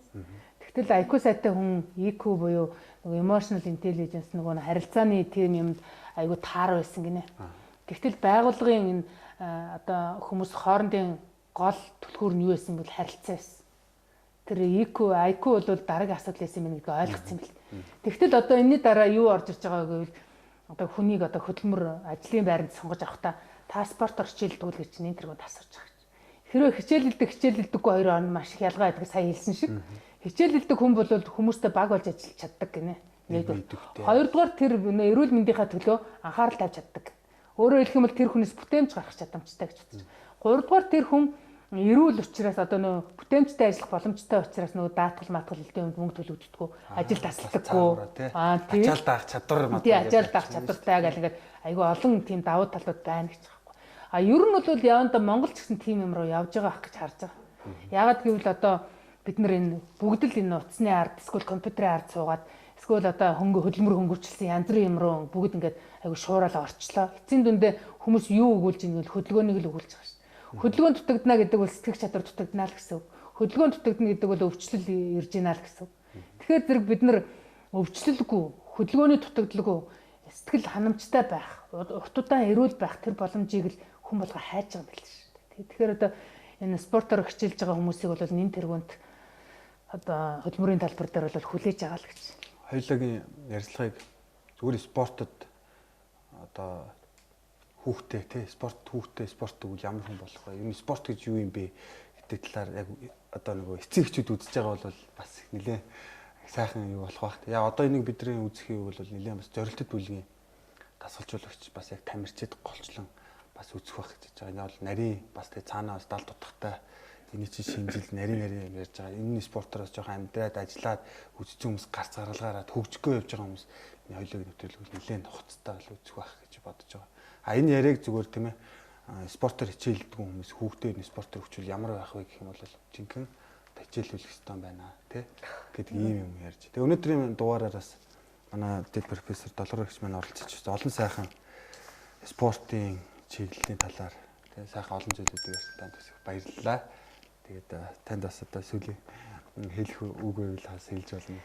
За тэгээд энэ волейболын спорт бол өөрөө их сайхан спорт. Тэгээд энэ спортоор хүүхдүүдэд хичээллүүлээрэ волейбол спортоор хичээлснээр хүүхдүүд нэгдүгээрт хамт олонч болдгийм байна. Хоёрдугаарт асуудал шийдвэрлэхэд одоо гаргалгаа гаргах тэр сэтгэлгээний хурдан аягүй сайжирдгийм байна лээ.